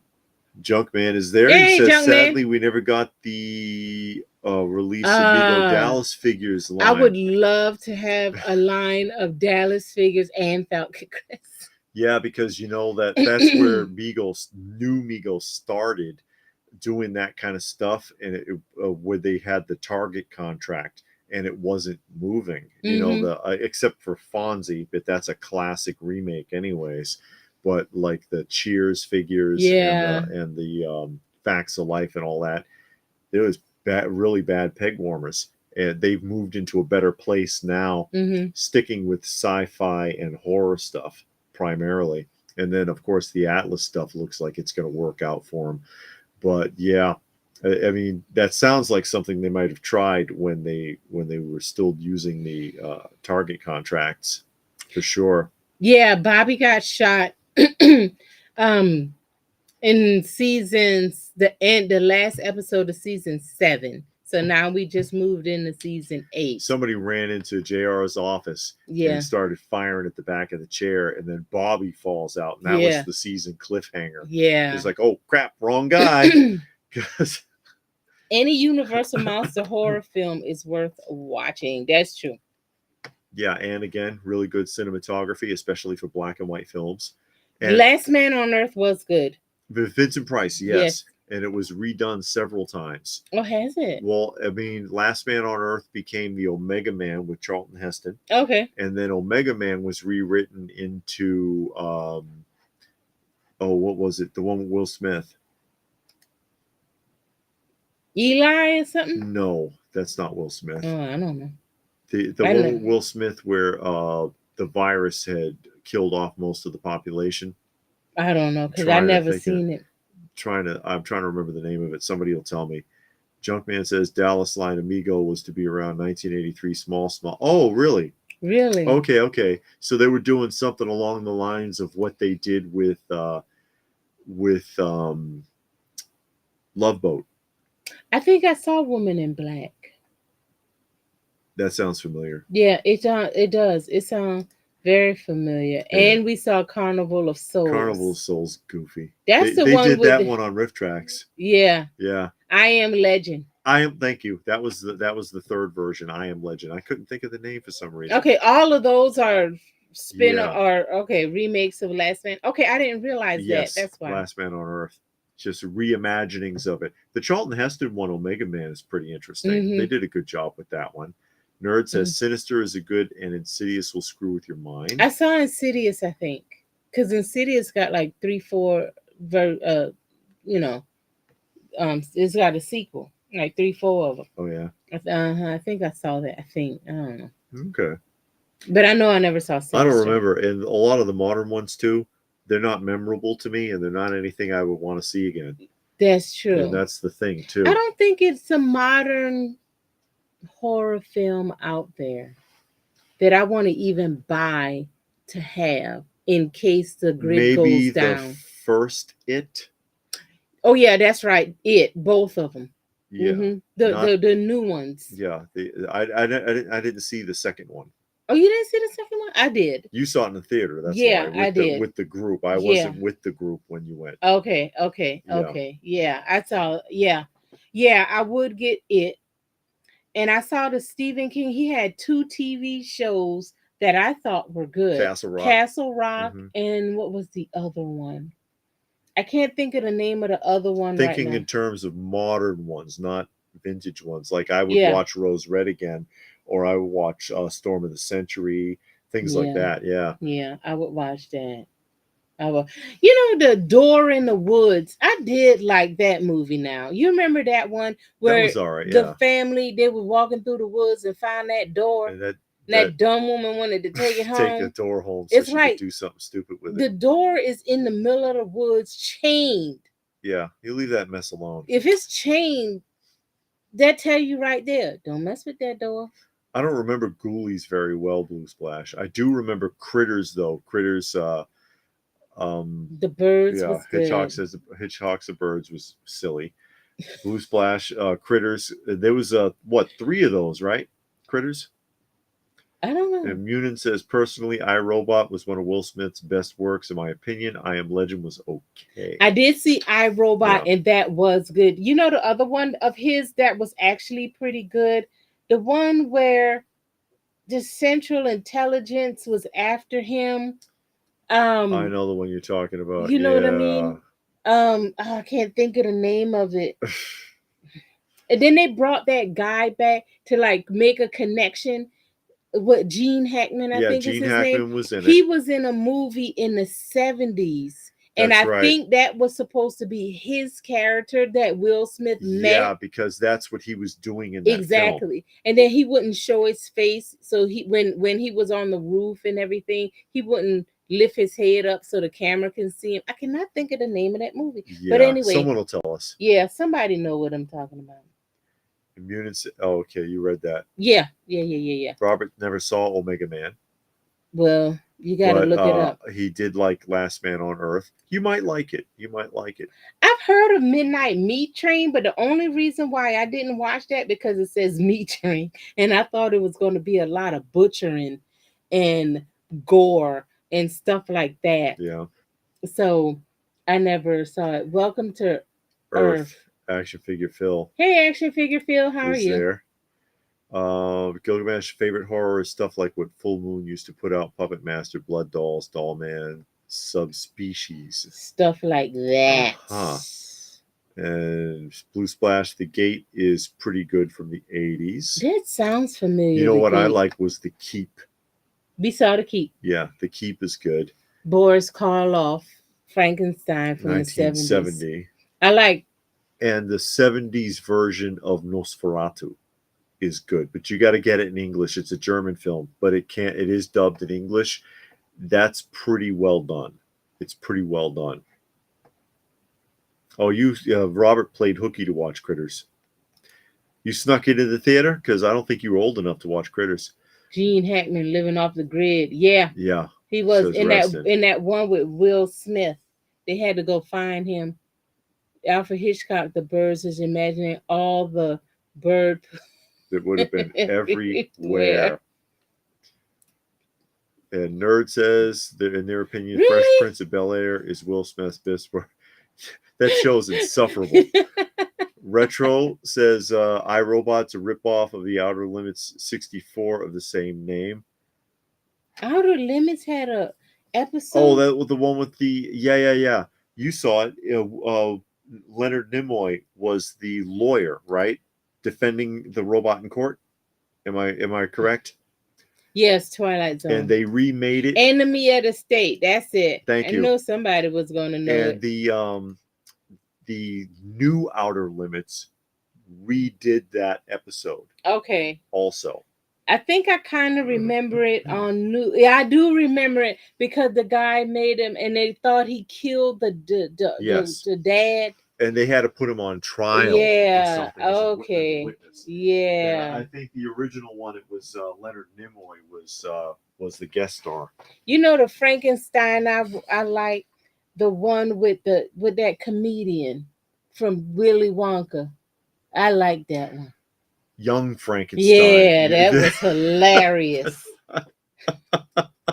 The Mel Brooks film. Yeah. Mel Brooks is in a lot of one. You know which one I liked? Life Stinks. We watched that the other day because I had bought a bunch of the Mel Brooks movies. Because I like those, and we saw Life Stinks. That that one was good. But Young Frankenstein, I want to say is the best. Putting on the Ritz. I never liked Meat Train. It's exactly like it sounds, okay. says Robert. Yeah. Yeah. That's why I never watched it, because of the name. And I was thinking, oh man, it's going to be some people trapped on a train. They're going to be butchering each other, and it's going to be this big butcher fest. Is that the one where the guy kills people on the train and skins them and then brings them to an abandoned station because there's ghouls there that eat? I don't know, because I never saw it. You did see that one? No, I didn't. The one I'm talking about? Yeah, the guy, he would kill and skin people and hang them up in the rails, and then they would stop at the station and the conductor was in on it, and there were ghouls and they come on the train and they eat them. Oh. You did see that, if that's the one I'm thinking of. Oh, that was not memorable at all. Huh. Oh, speaking Johnny of movie posters, he has. Let me see. Oh, he won a poster off at Heritage. Superman 1977, King Kong 1976. If I mentioned that before, I'm sorry. You That's didn't okay. mention it. That's okay. That's cool. Those are cool though. Invasion of the Body Snatchers was a good one. I like the 70s one, actually. Yeah, I like that one better than the other two. There's a one before and one after it. And I saw Gilgamesh says Transylvania 65000. I saw that. I have that on disc, actually. And Johnny, I remember watching King Kong every year in October. Why? Jessica Lange and Jeff Bridges. Why you watch it every year in October? Oh, I don't know. I've heard about Terrifier. Sawing a girl in half, upside down. Nude. Yeah. With a hacksaw. Yeah, I've heard about that. I Terrifier, really need to see that. And people say that it's good. Yeah, I don't want to watch any more butchering. I've heard it's more gore porn. Yeah, I don't want to see any more butchering. Reston says yes. Brady Cooper and Vinnie Bradley Jones Bradley Cooper and Vinnie Jones supernatural thriller. Okay. But there we go. Mm-hmm. And we are almost at 3 hours. Mm-hmm. So we're almost at 3 hours. Robert says, I think so. I remember the guy at the end ends up killing everyone and becoming the killer. He ends up replacing the butcher on the train is what it is. I don't remember that. Yeah, I think you did see that. And it's, it's not my cup of tea. But we're almost at the 3 hour mark. Yeah. So we'll probably go ahead and wrap up. We're going to go eat and go do other things. And so we'll say, hey, yeah, that's what Blue Splash says. Terrifier is nothing but butchering. Yeah, I don't want to see that. Thank you, everybody who was able to join us. We appreciate you. Thank you for spending your time with us. We always appreciate it. We know time is precious. And we always thank you for spending time. Oh, there's Tuck. He says, hit the like, folks. Yes, please do if you don't mind. Yeah. But yeah, we'll put out something if we're gonna do something on Halloween. Yeah, we'll let you know. Again, we want to talk about Halloween type films like what y'all talked about tonight. But give recommendations to people, or shows, or specials, or nostalgia. Just talk about Halloween type stuff since it's Halloween. Sure. And we'll even put a Halloween image up on the thumbnail. Ooh. So anyway, guys, good night. I hope y'all have a very uneventful week, Mhm. and I pray it goes smoothly for all of you.